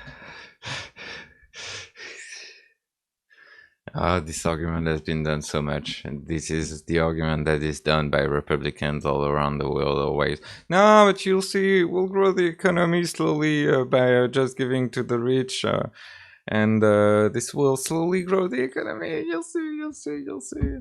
And oh man, it's not trickling down on any of us. Fuck damn it. I don't know what to say to that argument. This is just on the contrary to attempting to achieve the common ownership of the means of production, this thing has been tried and tried and tried and tried again in America, in all of Europe, in Chile, in everywhere. And this has failed and failed and failed again. This is not how you grow an economy, because this just creates an accumulation of money on top. The rich are not transferring that money to the poor people. They are keeping that money and preventing that money to profit to the economy because they are keeping it.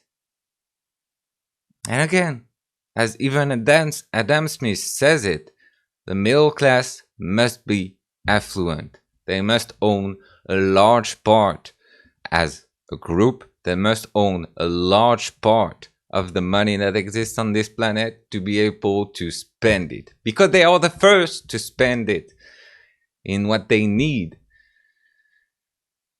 The wealthy already has what they need, and they keep accumulating money that they don't need and that they wouldn't even know how to use because they already have everything they need.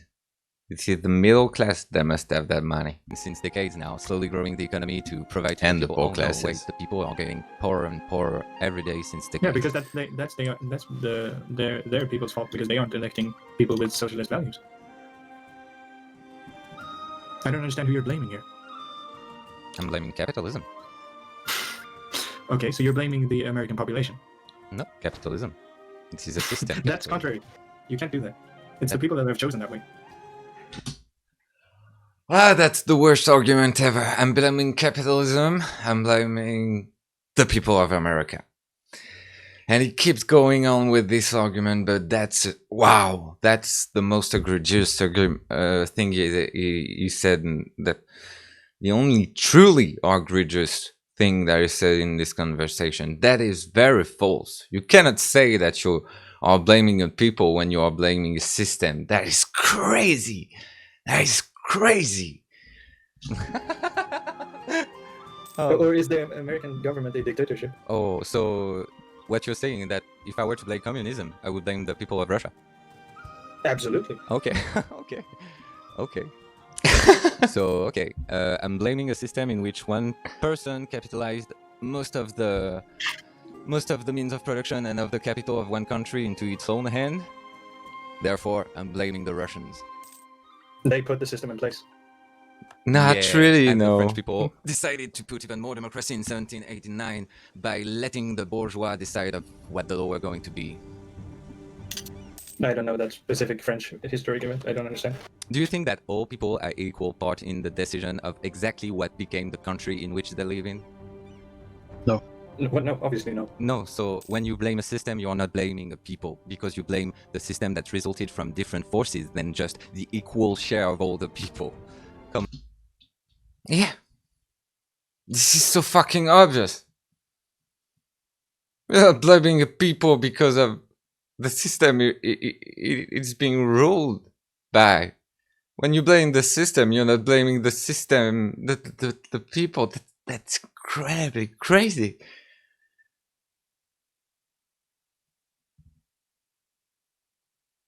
Became the country in which they live.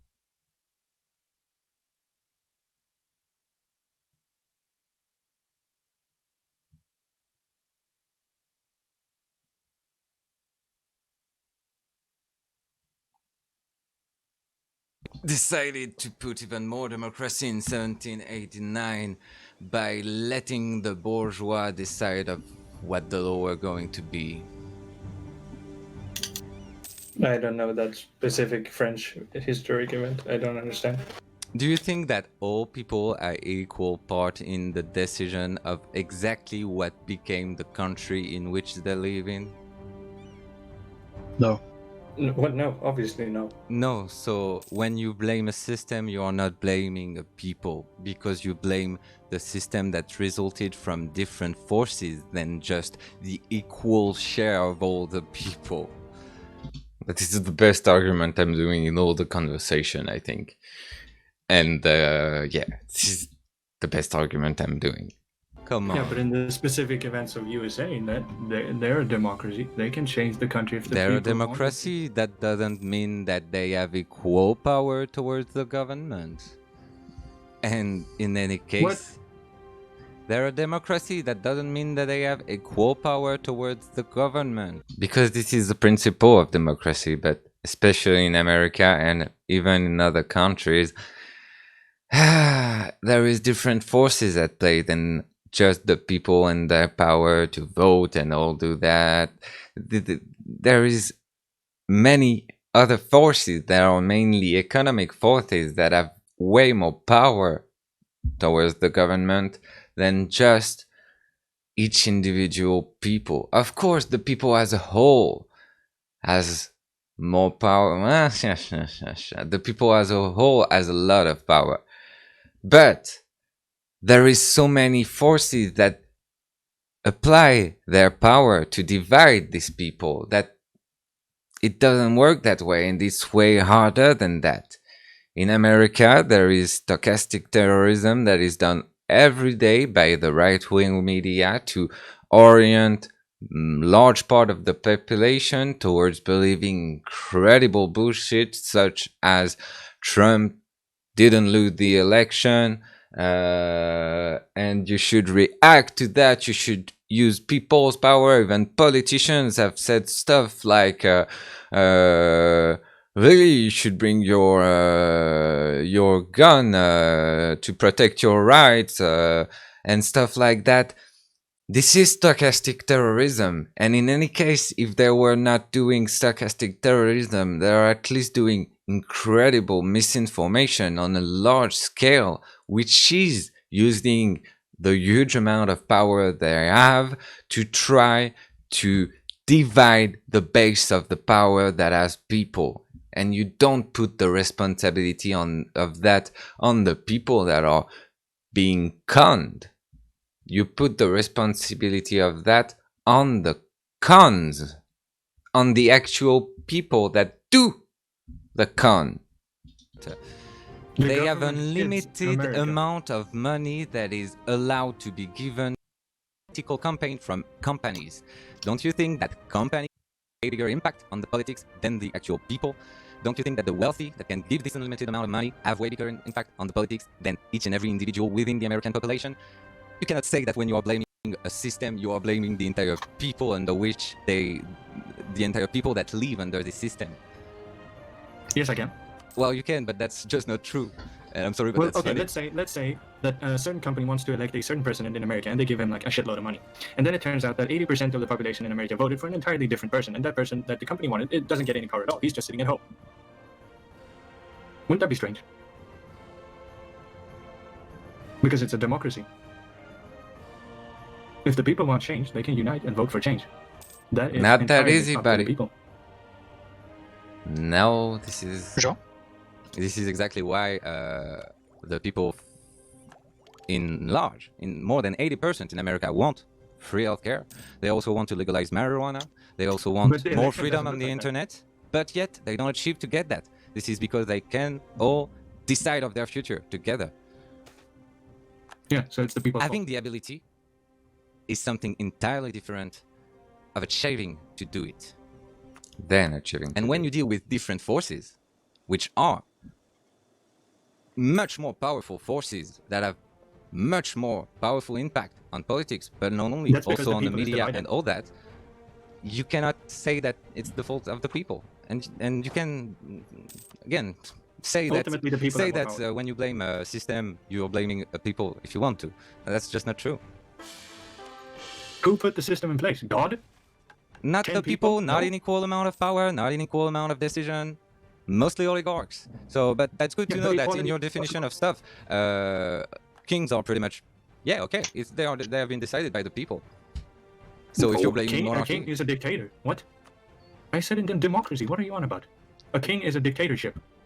yeah, but you're saying that within that democracy, that is He's not. talking about democracy as if it was fully democratic.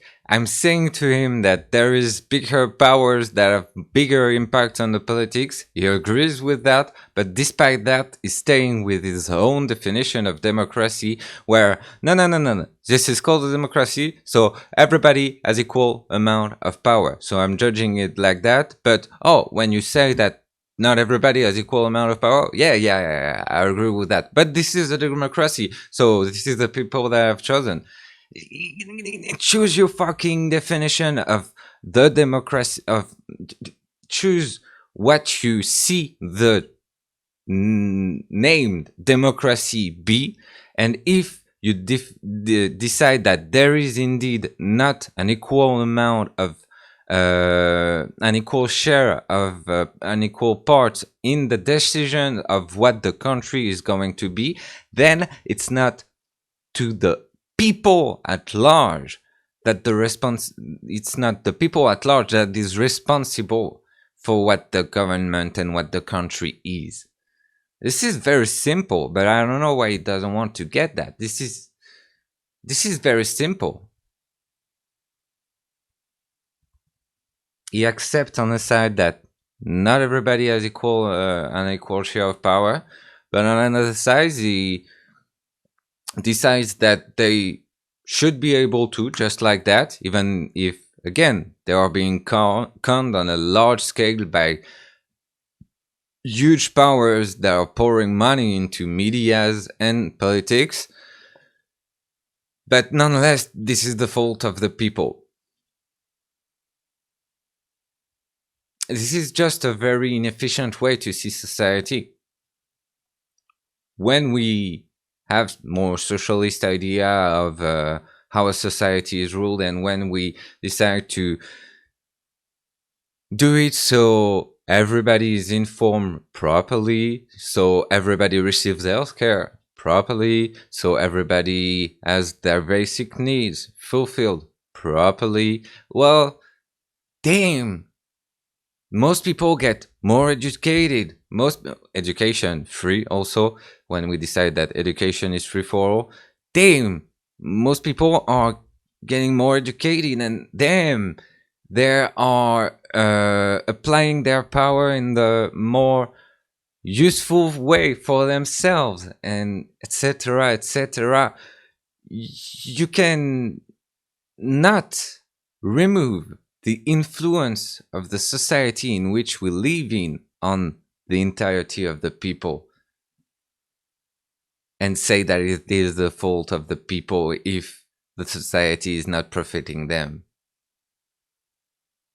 You must take those influences into account.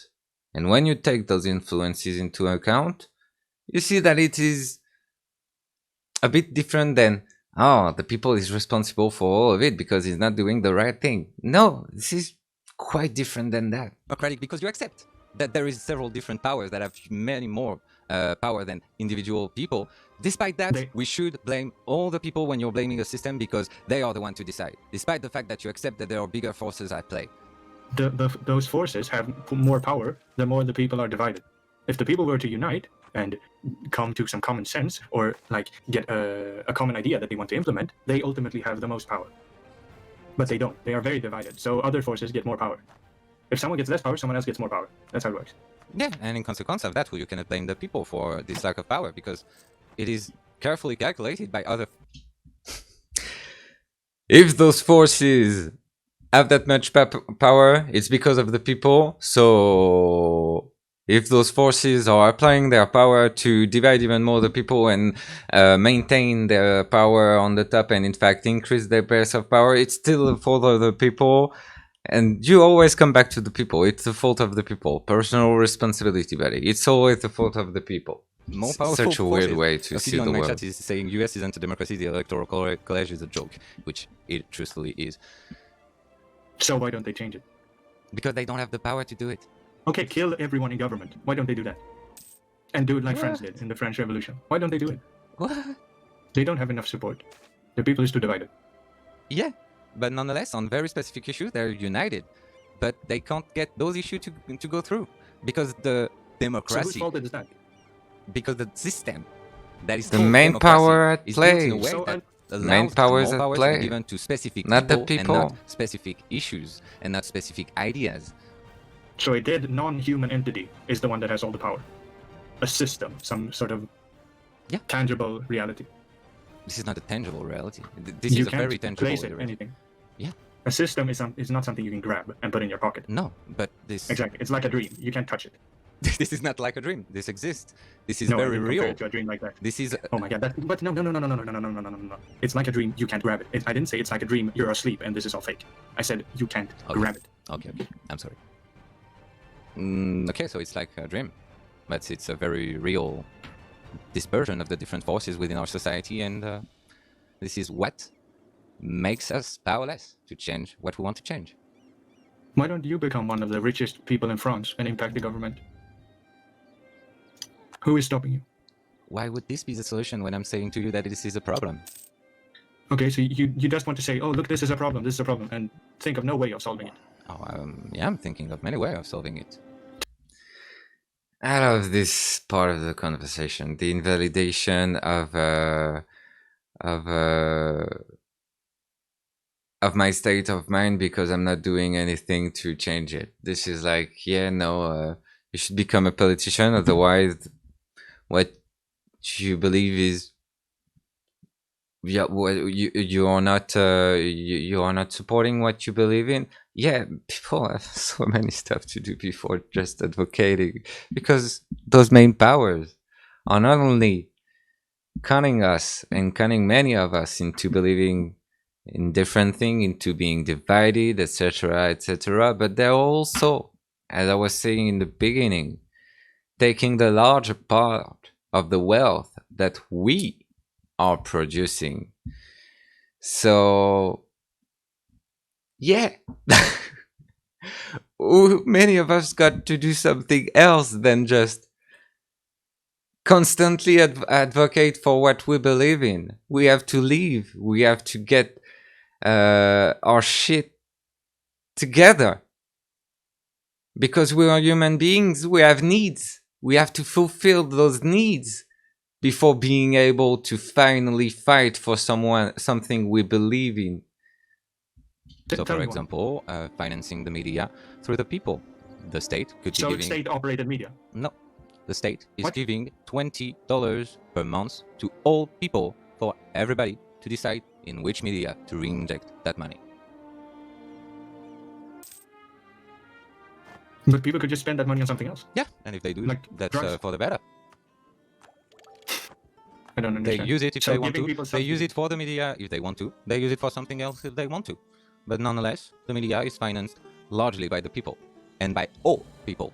You know, doing that instead of giving huge tax breaks or huge amount of money, stimulus money to the biggest corporation in the world because there is a crisis, or many cases because there is a crisis, but also in cases where there is none. And let's just do that, because this is not trickling down on us. So yes, giving money directly to the people is way more useful to the overall economy than just giving money to the huge corporations. So yeah, give them $20 and that's okay. Whether they use it on the media or not, that's okay. Let them buy whatever they want with this. Alright, what's good in... Is it lit in there or what? What's good is it lit in there or what? It's lit. Equally. What's good, buddy? I'm fine. So you want to give people money to get news? Yeah. Is this a problem for people? To get news? Yes. Yes, very much so. I didn't realize. Oh, you didn't realize that an entire half of the American population was believing that Donald Trump won the election?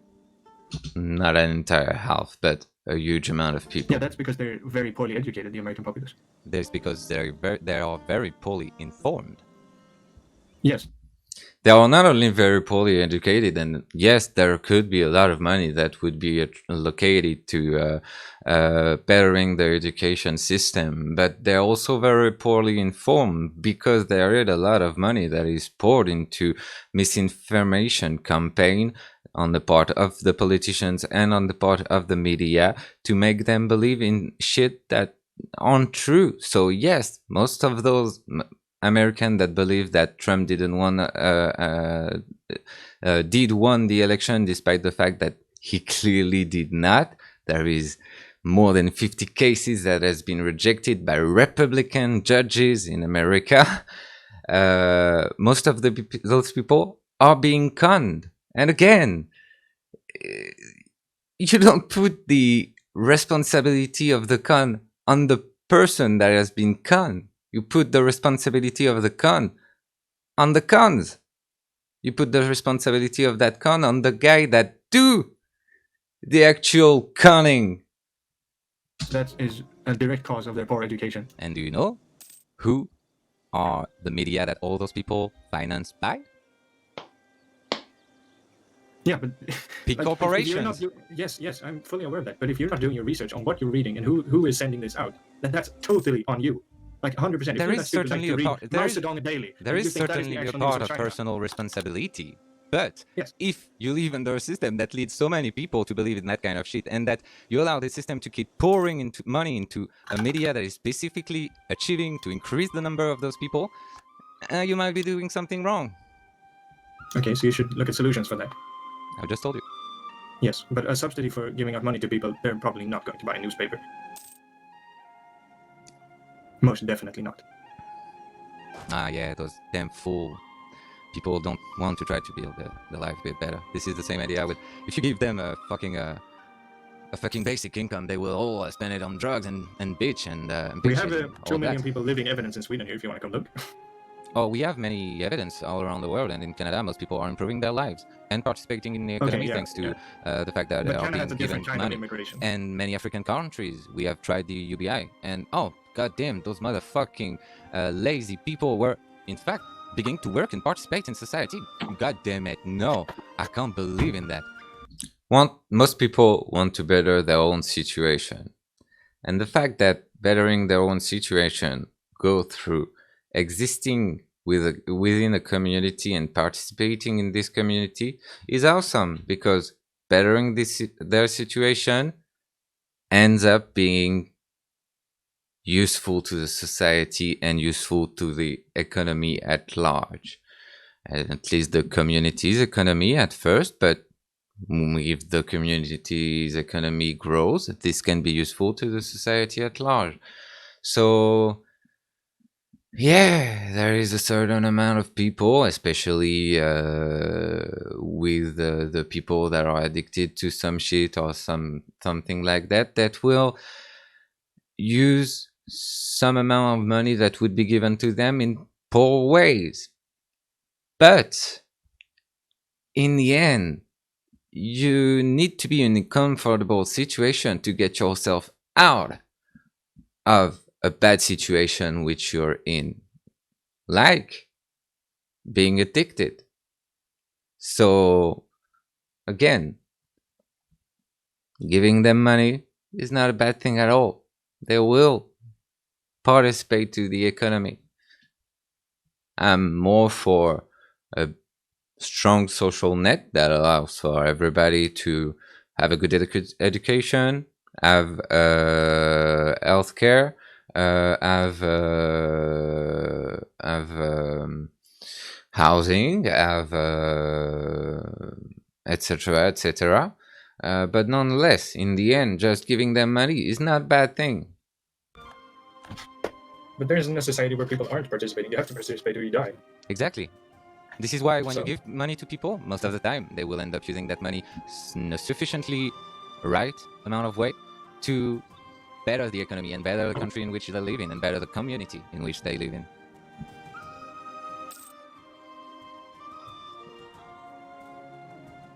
Yeah, but what if the community is an enemy?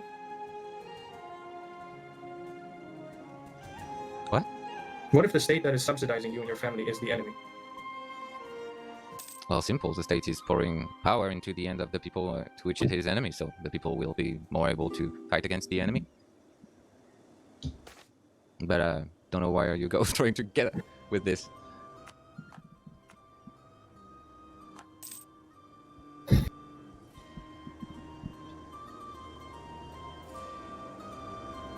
Like the people that have come here to Sweden in the massive refugee crisis from the Middle East, they are not working. The people that are what? The refugees are not working? You know that the migrant population or the one population that is costing the least amount of money to all states and the population that is working the most. This claim is false in its current state. So you can see when you look at the immigration of Sweden that there is indeed a large part of the population that is unemployed, and that is a larger than normal part of the crimes. I'm gonna check that with you. So I was wrong on this claim. Immigration in Sweden.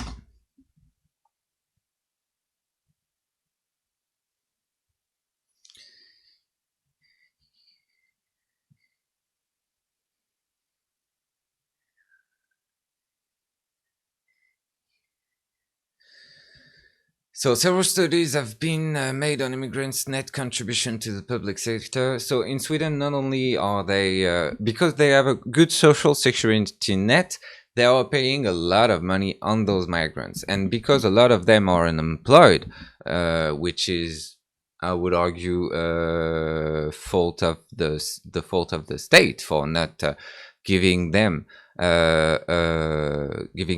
easier way to find a job, because you don't put the responsibility of giving job only to the private sector. Otherwise, there will be some unemployed people. But in Sweden, they are paying more for their migrants population than the migrants population is getting back into the economy.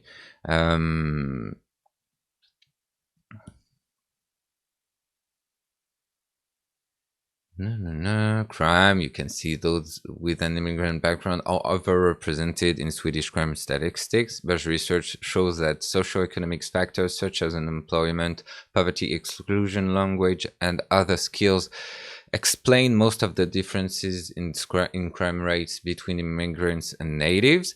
So, yeah, they are overrepresented. They precise there that they are a large part of the poor.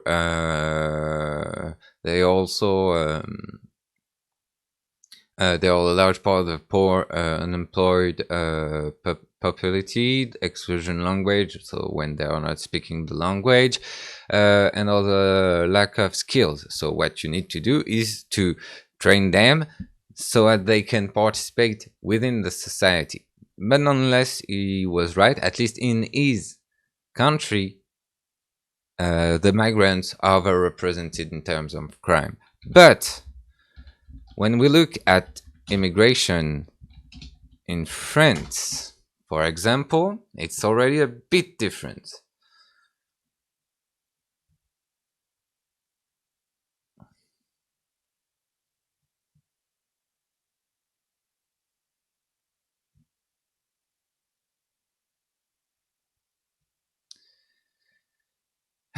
So, The OCDE estimates that the migrants play a decisive role in the in the economic growth to the long term, and invites countries to not close their borders even in times of crisis. From the first annual reports from the European Commission on migration and integration, it's difficult to estimate reliably the net contribution of those migrants.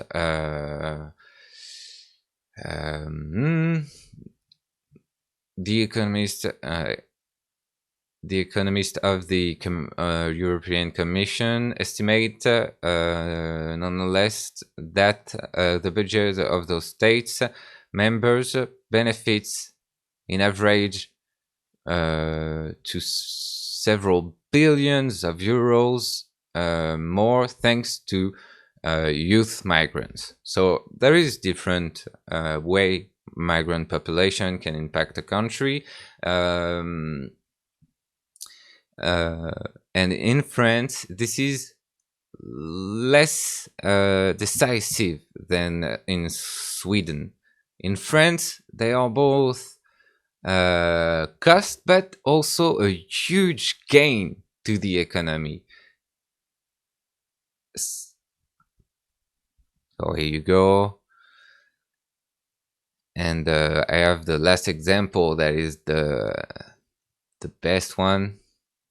But let's check at crime.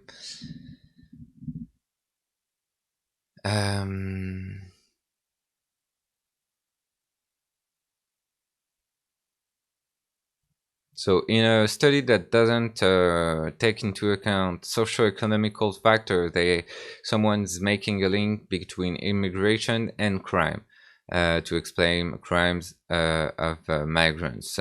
But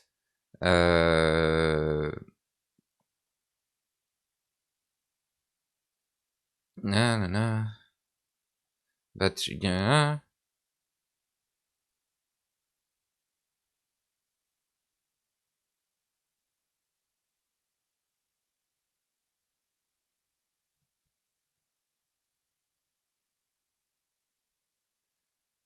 So yeah, he concludes pretty much what I told you, that migrants are responsible of the crime. According to the magazine Marianne, this conclusion goes against the big majority of works on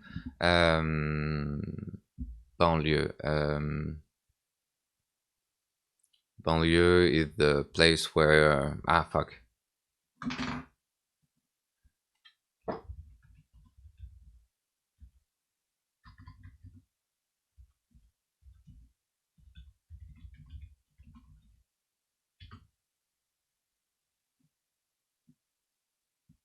is suburbs. Majority of the work of suburb, it goes against the majority of the work on suburbs, who explains the large crime by social factors. For this reason, amongst his peers, hostility is majoritary.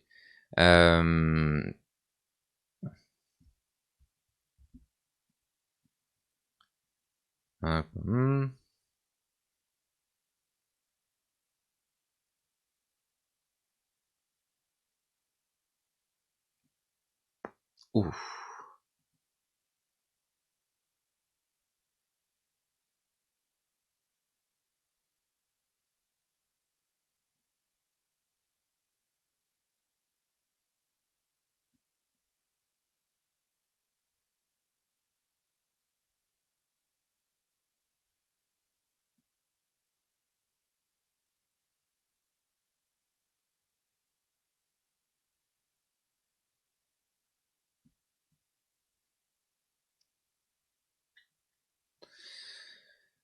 So yeah, the immigration is the migrants in France too are a large part of the criminal population. But when you take into account the socio-economical factors, you see that it is also overrepresented within the poor classes. And what do we see consistently about the poor classes, the lower classes? Well, we see consistently that they are a bigger part of the criminal population. So there is thing to be said about that, where when you integrate more fully a migrant population, they can be a better part of society. So first in France, as we have seen, they are, contrary to Sweden, possible gain to the overall society in terms of economics. In terms of crime, this is clearly not the case. But now let's see. But again, crime is related to their social economical status. So we want to improve their social economical status instead of letting them being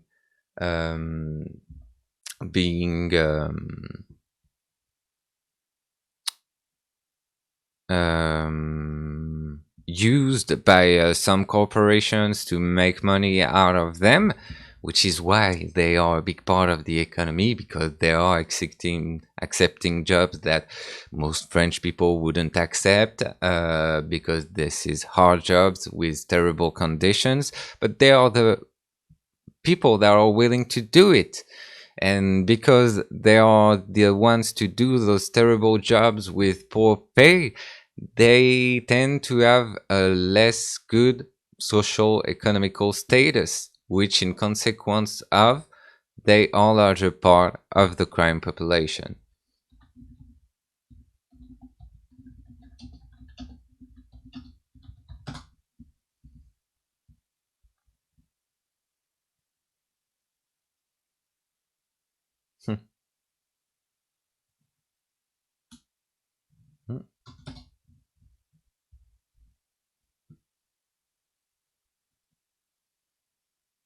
And in the United States, it's even more clear that there are an overall gain to the economy of the USA, because they are the one to exploit the most of them. And in fact, if we were counting the people that are living in Mexico or and going in the United States every day to perform absolutely awful jobs in awful conditions, they would be an even bigger, as migrants, if we were to count them as migrants would be an even bigger part of the American economy.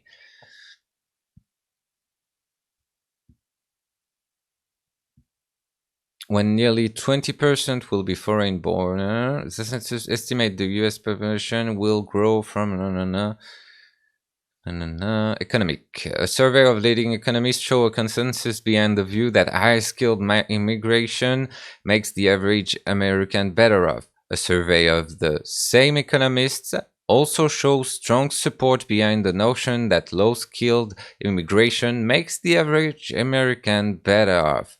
So even low-skilled immigration makes the average American better off. According to David Card, Christian Dustam, and Jan Preston, most existing studies of the economic impacts of immigration suggest these impacts are small and on average benefit the native population. In a survey of the existing literature, Ern B.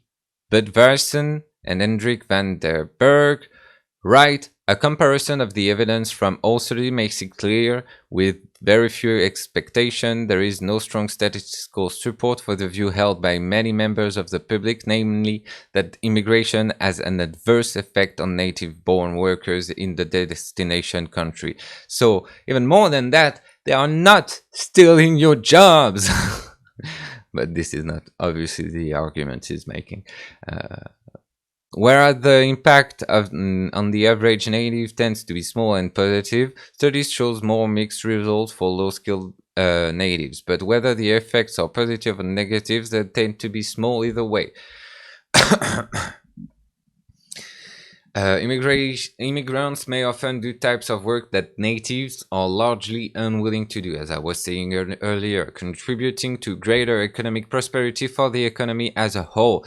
For instance, Mexican migrant workers thinking of manual farm work in the United States has close to zero effect on native employment in that occupation, because the American doesn't want those jobs.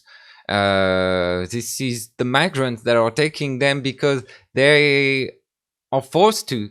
They have to. They are in terrible situation otherwise, and they are all, despite that, in terrible situation. Which means that the effect of Mexican workers on U.S. employment outside farm work was therefore most likely positive, since they raised overall economic productivity. Research indicates that immigrants are more likely to work in risky jobs than US-born workers, partly due to the differences in average characteristics such as immigrants' lower English language ability and educational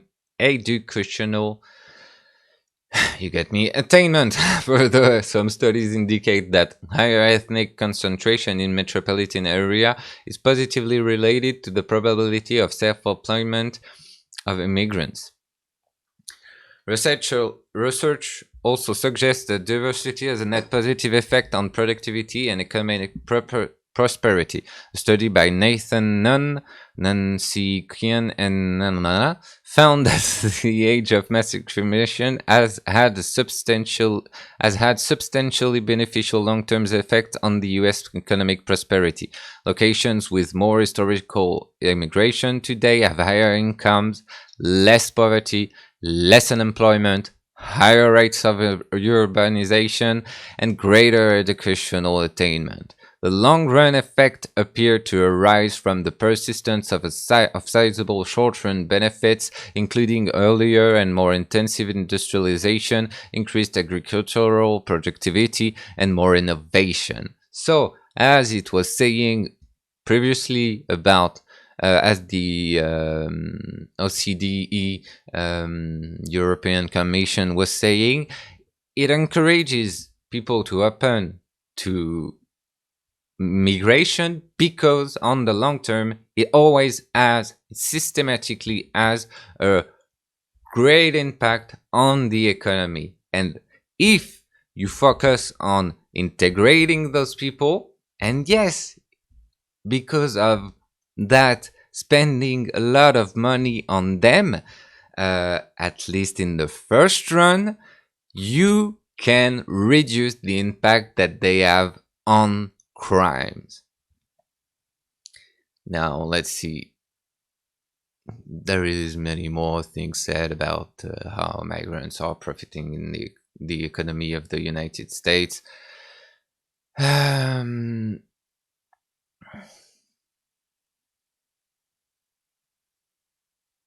So this is I've read that. This is saying how they are being discriminated in many different sectors. Where did I see that? Okay, well, there is no empirical evidence that either legal or illegal immigration increases crime in the United States. In fact, a majority of studies in the US have found lower crime rates amongst immigrants than among non-immigrants, and that higher concentrations of immigrants are associated with lower crime rates. So, I'm sorry, the people I was talking to, you, at a point in your country, there is higher crime rates among the migrant population. In my country, there is higher crime rate in the migrants population. But you know what? It's our fault for not letting enough migrants in. It's our fault for not integrating them enough, not doing enough to integrate them. And in the US, there is a largely migrant that has a maybe the largest, or at least one of the largest migrants population, migrants are less represented in the crime rates than actual natural born born citizen. So good on you, Sweden, to have a very low crime rate and to, in consequence of that, have an overrepresentation of migrants in the crime rate.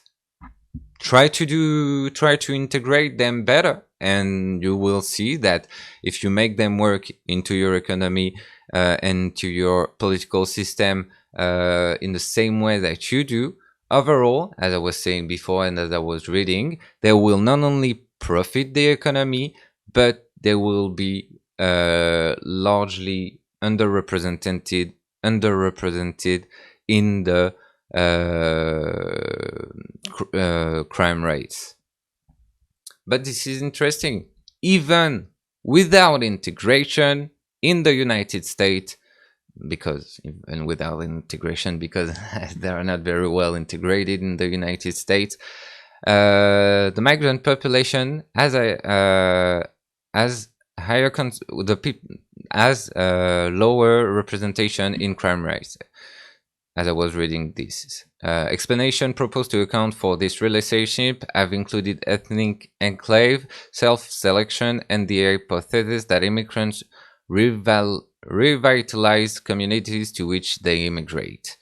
Some research even suggests that increases in immigration may partly explain the reduction in the US crime rate. A 2005 study showed that immigration to large US metropolitan areas does not increase and in some cases decreases crime rates there. A 2009 study found that recent immigration was not associated with homicides in Austin, Texas. Low crime rate of immigration to the United States, despite having lower levels of education, lower levels of income, and residing in urban areas, factors that should lead to higher crime rates, may be due to lower rates of antisocial behavior among immigrants.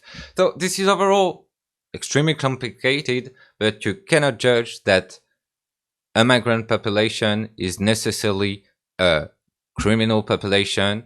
You cannot judge that a migrant population is necessarily a population that will not profit the economy. Because in France, it does profit the economy, and in the United States, as I was reading before, it does also profit the economy. This is for terrible reason, because they are the only one to accept terrible jobs that even the American natives don't want. The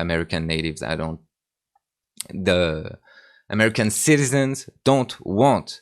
And this is because they are less educated, so they cannot themselves have good jobs, even though there is also in the United States and in France a substantial part of high educated immigration. But nonetheless, they are profiting the economy because they're only one, as I was reading, that agrees to take a farm. What it was? No.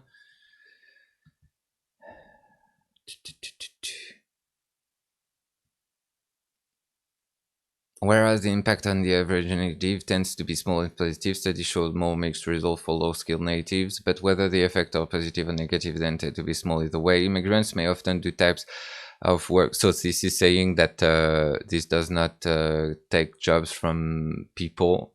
If this does, this is extremely small. Immigrants may often do types of work that natives are largely unwilling to do, contributing to greater economic prosperity for the economy as a whole. For instance, Mexican workers taking up manual farm work in the United States. And the worst, again, is that a large part of people that live in Mexico, the country, not just the city, are working in the United States but not living there, and therefore not profiting on the United States social security net, and working awful jobs such as the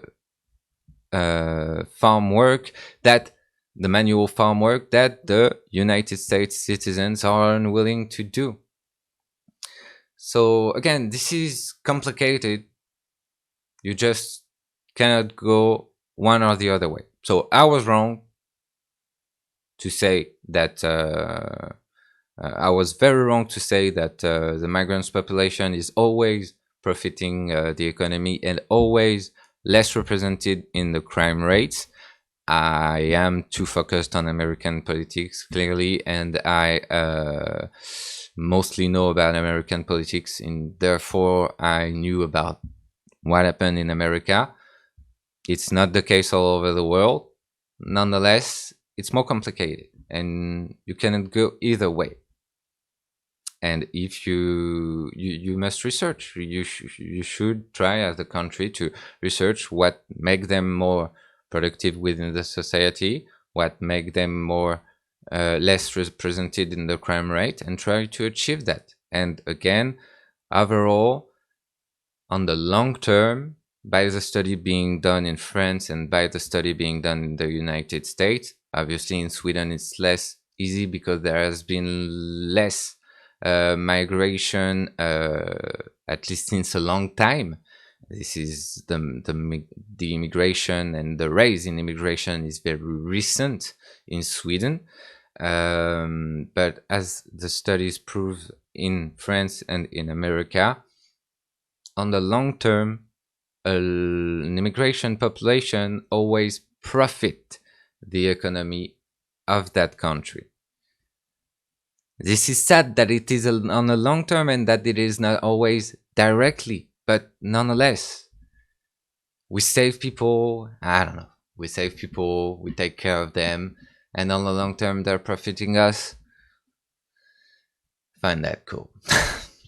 I have not much else to say.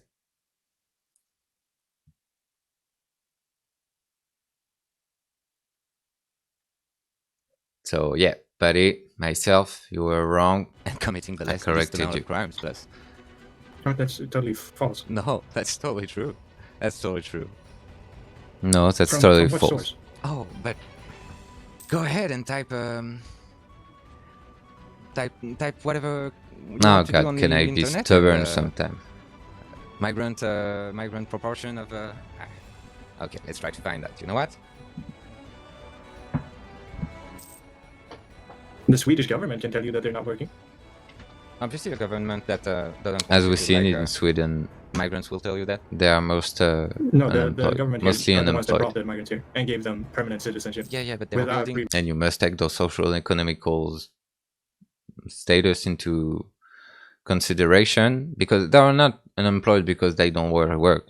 They are unemployed because many of them don't speak the language. They are unemployed because many of them are out of the ages to which they are better workers for the society. And being in the lower classes, in consequence of that, as is consistently shown, when you are in the lower classes, there is higher rates of criminality. They are also building a theater of opposition because they must maintain their position of power within the government. And if they don't create the idea of opposition within the government, they will not be able to maintain that power. They are the people that are in government, whether they are on opposite sides or not, way more closer from each other than they are from us, closer to us. What? I lead the conversation to something completely different. From the right or from the left are way more closer to each other than any of us are close to us. Sure, but I don't understand what that claim is about. That claim is about the fact that they hold the power and they will hold the narrative. They hold both sides of the narrative. Yeah, we elected them. They hold both sides of the narrative. Both the side that is saying we must welcome migrants and the side that is saying the migrants are committing all the crimes. Those are two different parties. Exactly, but this is owned by the same circle of industry and power. The government, yes. No, What? circle of industry and That power. doesn't make any sense. That does make They're sense. trying to I don't mean the government, but in Sweden that might be different, and the government might own a large part of the economy. But what I mean is the largest private industries and companies and corporations that have a huge impact on the politics and that are playing a game of pre-selecting by giving them more influence all politicians. So on both sides of the aisle, there will tend to be pre-selected politicians that will, in any cases, never rock the boat and never try to achieve what the people want to be achieved. That could be a danger to the power in place. This is very simple to understand, and I think that we can see that clearly in the see that clearly in the United States. I'm too focused on the United States. I need to learn a lot more about the politics of different other countries, but in the United States, that is very true. Especially because of that law that allows an unlimited amount of money to be given to any politician's campaign by corporations, because within the laws of the United States, money is considered speech. I kid you not, money is considered speech. So they can speak as much as they want by giving as much money as they want. And that creates an inequality of power within the politics, and that creates a larger part of representation for the wealthy within our governments, whether on the left or on the right. I'm mainly trying to say that politicians right now, most of them are sort of all our enemies. Not that we have to kill them, oh my god, no, but they are the people that we have to fight to make it so we have what we desire, which is, well, many of us wants to legalize marijuana at least. Well, there are the people that we have to fight if we want to achieve that. Many of us want more freedom on the internet. Well, man, this is the people that we have to fight to achieve that. Many of us want higher wages. Again, this is the people that we have to fight to achieve that.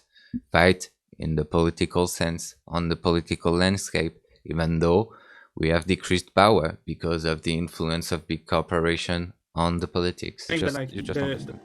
This is no, but like saying that the government, like they are all working in a close relationship to control the entire country. That is the government. That is not some evil capitalistic plan. What are you talking about? Repeat that. I was looking at something on the internet. What is the point that you're trying to make? Two different parties with two different views in the government. Where else would they be? Of course, the government controls the narrative. Who else would? It is the government. That's how country runs. The government, but this is not the only one that controls the narrative. But what I'm trying to say is that those opposing narrative are both owned by, are both dictated by powerful people that will make those narratives oppose each other, just so we have a sort of ground game where we can appease ourselves, seeing that there is some opposition. That sounds like the craziest conspiracy theory I've ever heard. To be fair, to be fair to him, I'm expressing it in a way that may sound that sounds way more conspiracy theory than I just did at the moment. But I do believe that there is sort of grand game that is played in politics and in the media and in the most tools of the powerful that is there to sort of disperse our forces within things that is less useful for us to apply the power properly. But to be fair to him, I'm expressing it in a weird way, and that could have been done way better than that. Good. I don't know what to say to that.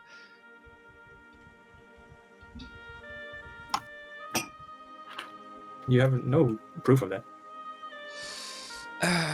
I could just refute that claim, and I have the fact that it. I have the fact that most people in the government in France have defended some very and in America too have defended some very progressive idea, and in the end have, despite having the power to do it, refused to do anything to. So in America, bring healthcare to the people. In France, answer to the demands that the Gilets jaunes, the yellow vests, were asking them to answer to, despite the fact that they are from the left and that they should have answered those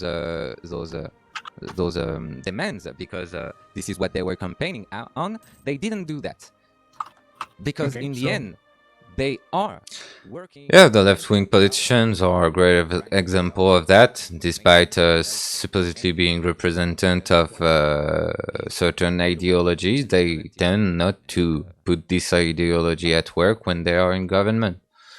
Now the right-wingers tend to, at least on the economy, be more clear as to what they want, and in the end, I would argue lie less, because they are not promising the people as much thing as the left-wing politicians are.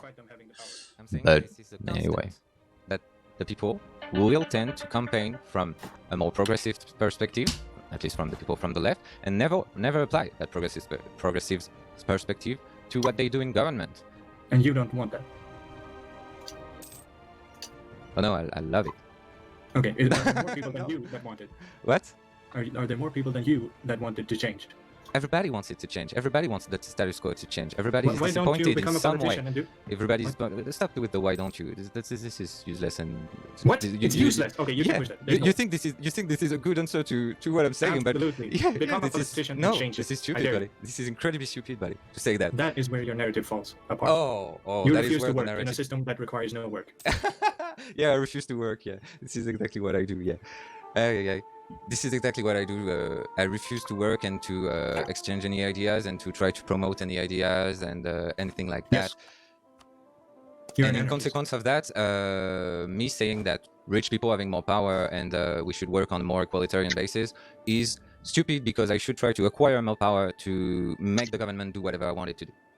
Okay. No, you said that there were a lot of people that wanted that change. So I said, take that handle and bring that people forward. If there now are so many people that want to follow that, it shouldn't be so easy. It shouldn't be so hard for you to gain traction. I'm trying to explain. I'm getting uselessly triggered, and I shouldn't. This is not a good way to advocate for what I believe in. But I'm trying to explain how there is different forces at play within the government and within our politics, and that many people are way less powerful. We as individuals, as normal individuals, are way less powerful than we should be within democracy. But it's always going back on putting the onus on each individual. So if I want personally to my ideology to be properly represented in government, this is for me to do the work. Obviously, I'm not against doing this work. This is also partly why I began the Twitch channel, and I want to do more political content. But nonetheless, most people don't have the time, not the desire. They don't have the time or the wealth to be able to just go ahead and be the right influences that they would want to be. Most people have to work. Many people have to raise children. Many people have to take care of their family and themselves And within the economy we live in, they will have to choose to work in sectors in which they won't be that useful for their own ideology, but they will have to work nonetheless. And this is not, in my opinion of things, on the individual that you should be putting the onus, but you should be putting the onus on the state, that should allow for more equal chances overall in the population and more equal representation within our politics.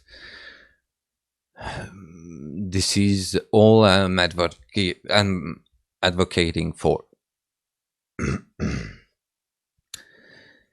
And I think we can achieve that. And yes, we will need leaders to go to the forefront of that fight, of that political fight, to achieve it. And but that doesn't mean that everybody that believes in this ideology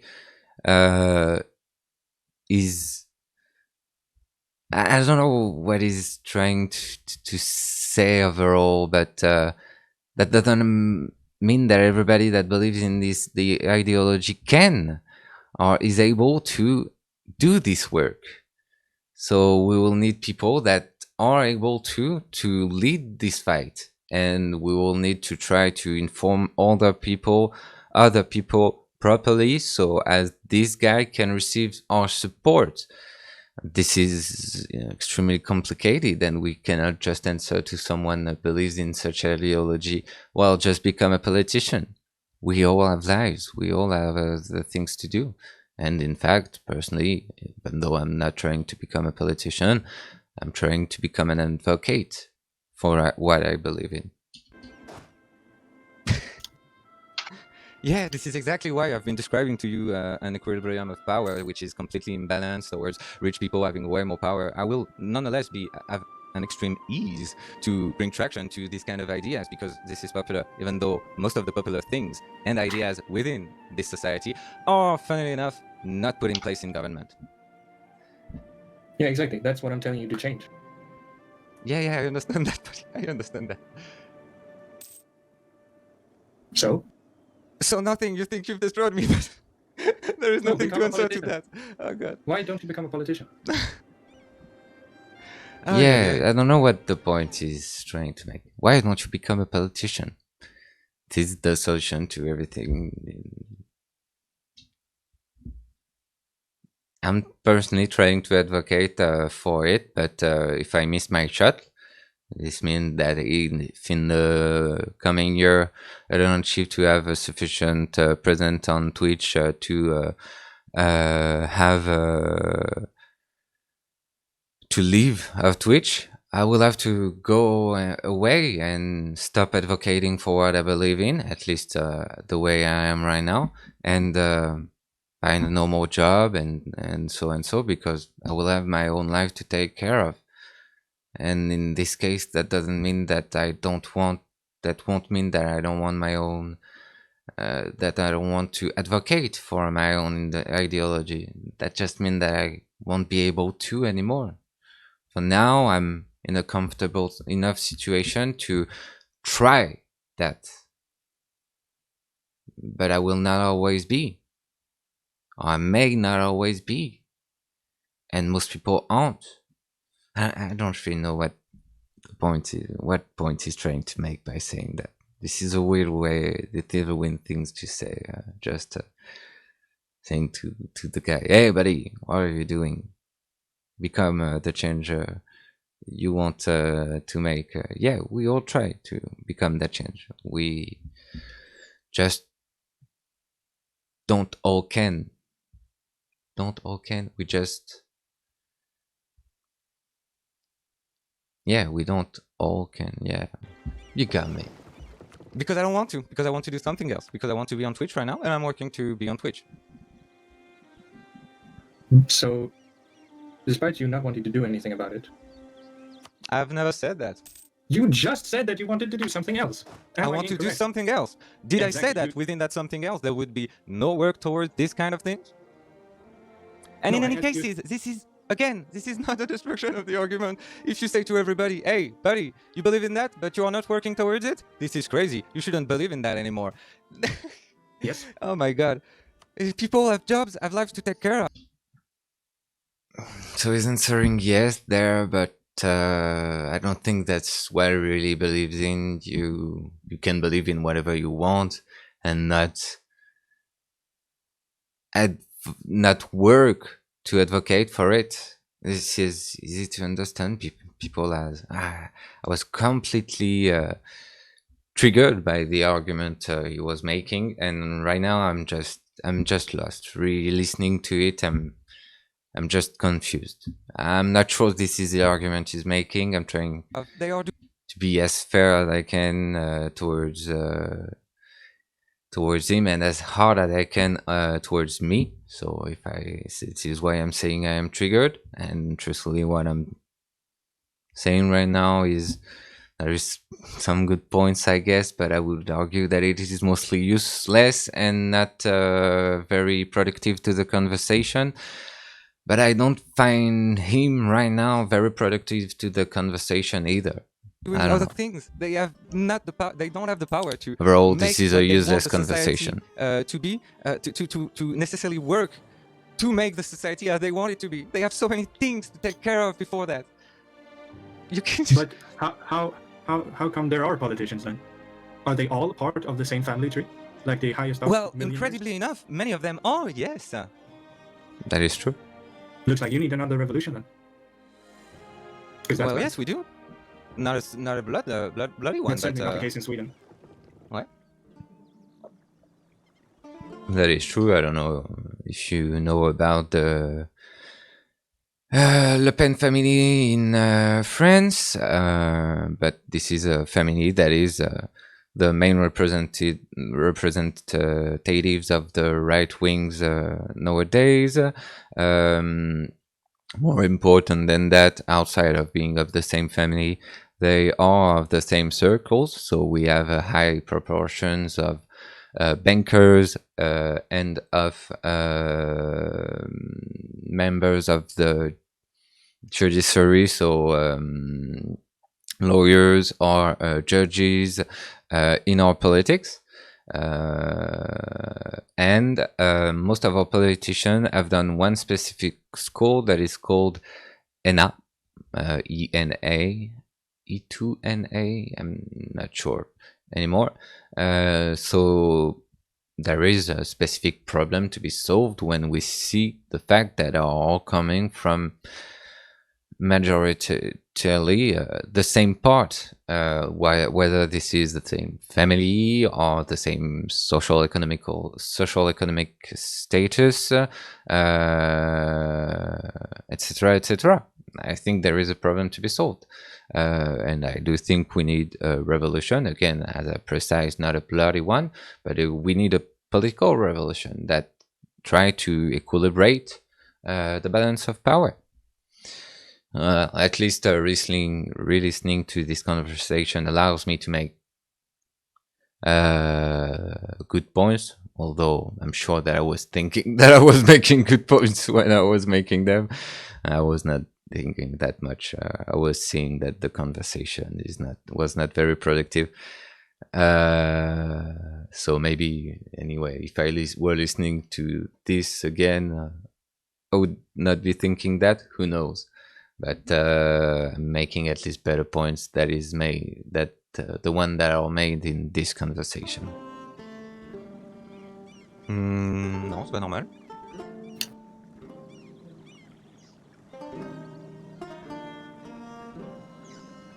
Non, bah le stream a bugué. Le stream a bugué. I'm talking. Ouais. Non, je joue plus vraiment depuis un moment. Il y a Talking to someone else right now. Parce que je travaille pas vers les changements sociétals que je veux mettre en place. Je devrais pas croire en les changements sociétaux que je veux mettre en place. Parce que si je travaille pas, c'est stupide. De toute façon, si je travaille pas vers ces changements sociétaux, il faudrait. Si je suis pas un politicien, ce que je dis. Bah oui, voilà, c'est ça. C'est ça, exactement.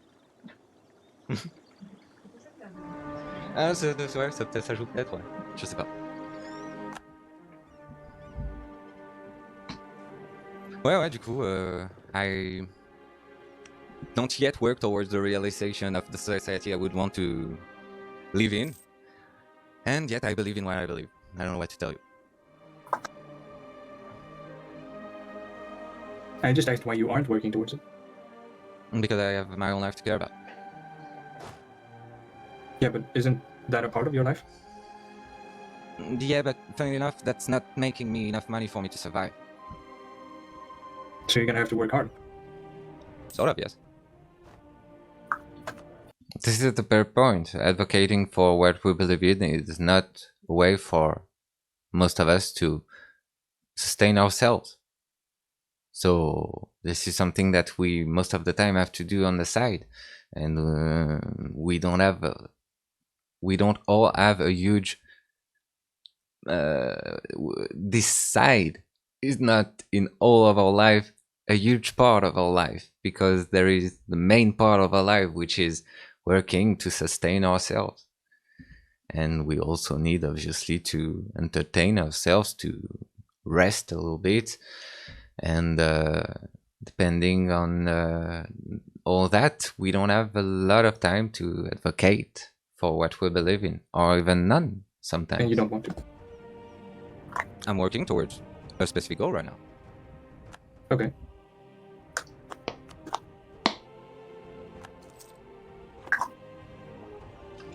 Do I have nonetheless the right to believe in what I believe?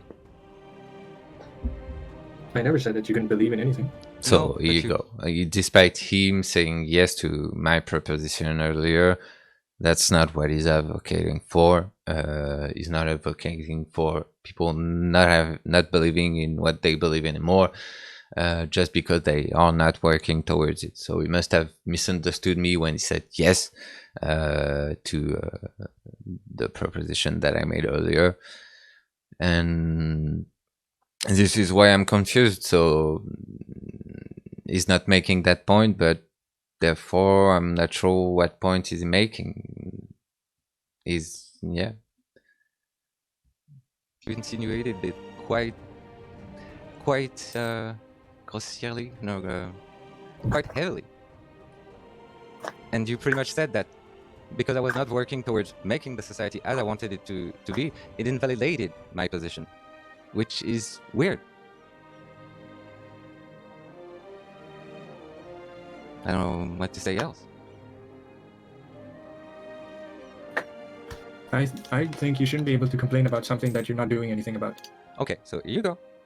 You're invalidating an entire beliefs just because the people are not working towards the solving of those incredibly systemic issues. Stop me. Isn't that my right to believe, as they are believing what they? So you go. I don't have the right to complain about Trump, for example, because I'm not doing anything against Trump, except for everybody in this world, except Americans. They can't do anything about that. Don't we have the right to complain about it nonetheless? I don't have the right to complain about anything in my own politics, in French politics, because as long as I'm not doing anything against that. And I don't know, this is a weird argument. In fact, arguably, complaining about it is already the first way for us to act against it. There is many more useful way. You've been brainwashed by the media to argue about a selected topic every other week, and you think those are your own thoughts you're having.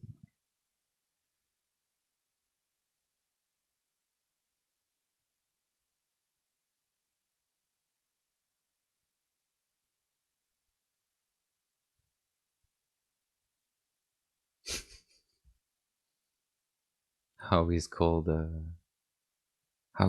in the Matrix? What is his name? Morpheus. And you think those are your own thoughts you're having?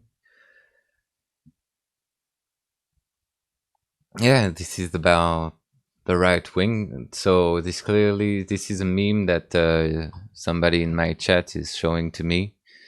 Morpheus, yes, thank you, Heaven.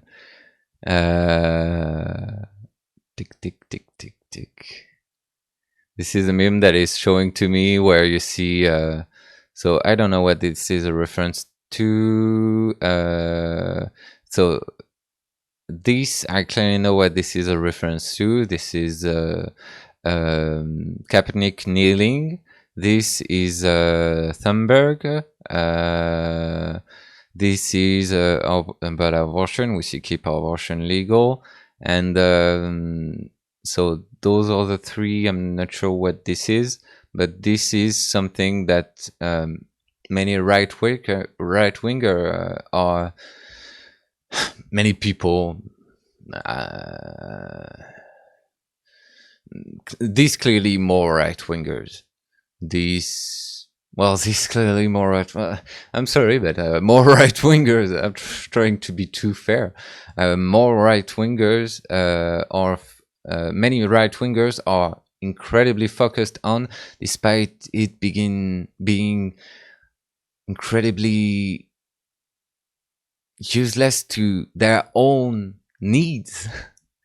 They are spending a lot of time just complaining about Kaepernick. They are spending a longer time just complaining about Thunberg. They are spending a lot of time just complaining about this. And this is not a good use of their time. You should be complaining about what is preventing you to achieve your goals.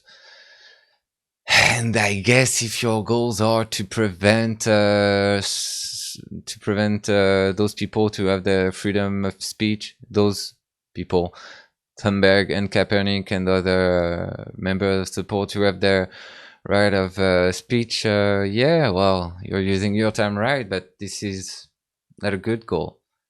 Try to have just the goal to improve your own situation. And same for this. This is, if you want, focus on trying to prevent women to abort, but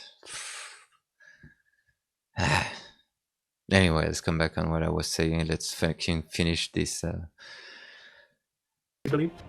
Or is my belief a harm to the I don't know, people that you want to protect? within your own belief system, are you working towards achieving what you want as a society? Because I guess within your... Okay, what are you doing exactly? That's a useless question. I should not ask this. I am against what I'm against what he's asking me. I don't understand.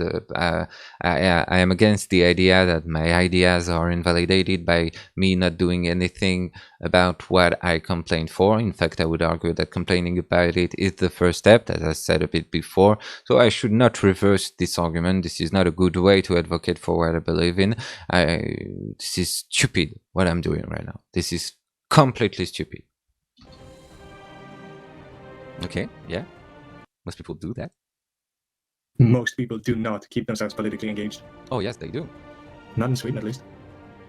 Maybe Sweden is... A growing number of people are keeping themselves politically engaged, and even though that's not the kind of political engagement that I like, the meme that Heaven sent to me shows how many right-wingers are being politically engaged in ways that I dislike, that is spies even, but they are being politically engaged as fuck towards saying how the left is useless, towards trying to own the libs, as many are saying, towards the invasion of the Capitol the other day is a type of political engagement, not the right type of political engagement, but it's political engagement. And many more Republicans have been voting in the last election because they are more politically engaged. And in fact, many more Americans overall, even many more progressive have been voting. So there is a growing part of the population that is participating in our politics. And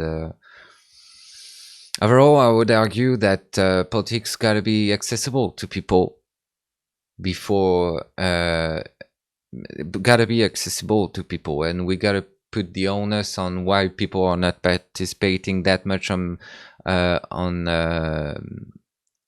election when we make a critique of the system on the state and the companies that are directing the forces of the state in one specific direction. When you are talking to a friend, you can always argue to him that he should make the effort to go and be politically engaged. But overall, if there is a huge proportion of the population that is not participating, it's not because of each individual. This is also because of forces that discouraging into participating in politics, whether because they have to spend too much time trying to work for themselves and sustaining their own families, whether because they have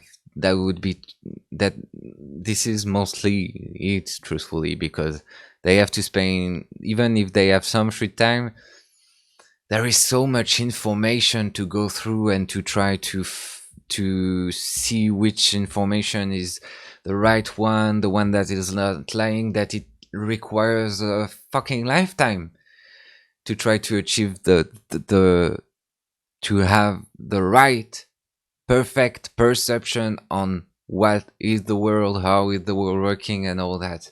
So yeah, most people are not participating because they don't have the time to be properly informed. Most people, not most people, but many people. But most people are participating, even those that are misinformed. In fact, arguably a larger amount of people that are misinformed are participating, because I don't think there is a large amount of people that is incredibly well informed. Myself, I have to improve too much of my overall knowledge to be able to say, okay, I am fully informed. And I don't think I will ever be able to say that. But I try to. And this is a lot of work. The work that not everybody can do. Most people does do that, but in any cases, most people have lives to take care of and they don't have time to necessarily engage. For example, in America, there is many people that would have 100 kilometers to do just to go and vote. Still true, example. I don't know anything about that problem. I'm not. Yeah, that's not that useful. But I'm talking about what I do know, and that is Sweden, and that's where I live, and that's what concerns me directly. Yeah, but this is just representing how hard it can be for someone to absolutely the world is not fair. To just participate in what you want him to participate if he were to rightfully have his beliefs. Yes, and there's still slave trading going on in Libya, so there's that. Yeah, and in consequence, the slaves might not be responsible for not being able to participate to the building of a better society. Don't you think so? You're silly. Don't you think so? What? That the slaves are not responsible. That the slaves are not responsible. Are not responsible for not doing the work to better the society and maybe stop slavery. Okay, no, obviously not. Yeah, and even though this is the case, this is the same for most people. They are not responsible for not doing the work towards bettering the society. Yeah, but the slaves don't even have the ability. Obviously, slavery is an extreme example, but yeah, most people in the same way, in similar ways, don't have the time. This is a lot of work to advocate for what you believe in. This is a lot of work to build the right ideology and the right view of the world. You cannot put the onus on the individual to not have the right view of the world, or to not advocate for this right view. This is cannot fully put the onus on the individual. Partly, of course, but not fully. Not when you try to see what is the problem in a society. When you have a discussion with one of your friends, yes, you can say to him, you do that wrong, you do that wrong, you do that wrong, you do that okay, you could do that to better this and that and that. But if you're talking about society, you cannot say, okay, every uninformed people, this is their fault. Every people that are not advocating for what they believe in, this is their fault. This is not the way it works. To do something if they even want to do.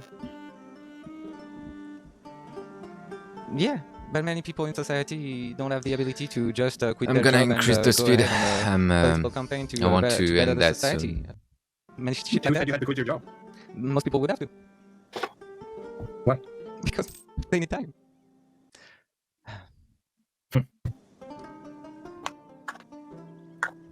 Okay, I've been doing nothing since since 2 hours pretty much. In my game, I mean. Okay, I think this is over. Yeah, this is over. Okay, I'm moving on to something. Okay, I'm done. Okay, so overall, I could have done far better than what I've done. This was a useless conversation, the kind of unproductive conversation that if we all achieve to be less triggered about what we hear from other people, as I am right now, and as I would argue he is also a little bit, but I can only say for me for sure, I am triggered. If we would achieve to be less triggered than that, we could achieve a better format of conversation, a better way to converse with each other and to exchange ideas. I also should focus more on what I want to say and understand and fully know what I want to say, because clearly I'm going a bit everywhere with my own beliefs and ideas of the world, some that have been proving untrue, some huge claims that have been proving untrue through this stream, so I should be careful about that. No, attends. Okay. Okay. Some of those claims that have been proven to be untrue have been demonstrating, let's say. Proving is a big word. This is always a hard task to prove something from the information that I've been able to collect right after this conversation, and that I've been able to show to you. I have been proving as not true some of the claims that I've been making, so that also can be improved. Not making claims that are false is a good thing to do when you try to have a conversation. And I think too that well, if I have been focused on what I wanted to say, and if I knew what I wanted to say, in fact, I would have less let him lead the conversation everywhere. And I would have been able to make proper points. For now, this is just a useless conversation that goes everywhere because we are answering each other's claims. We are etc., etc., without making a proper argument. At rare moments, we are making a proper argument, but rare. So overall, this was a useless conversation. I have much work to do to improve myself, to be useful in such conversation, and much to do to improve myself, to advocate for what I believe in. Yeah, here you go. So let's end the stream there. That was instructive for me. I don't know, I hope this was interesting to any one of you that watched. I'm gonna leave you on that, so here you go. Bye everybody. Bye heaven. I don't know how you did, if you enjoyed what I just it wasn't useless. The conversation, what I'm doing there is more useful. The conversation was not productive.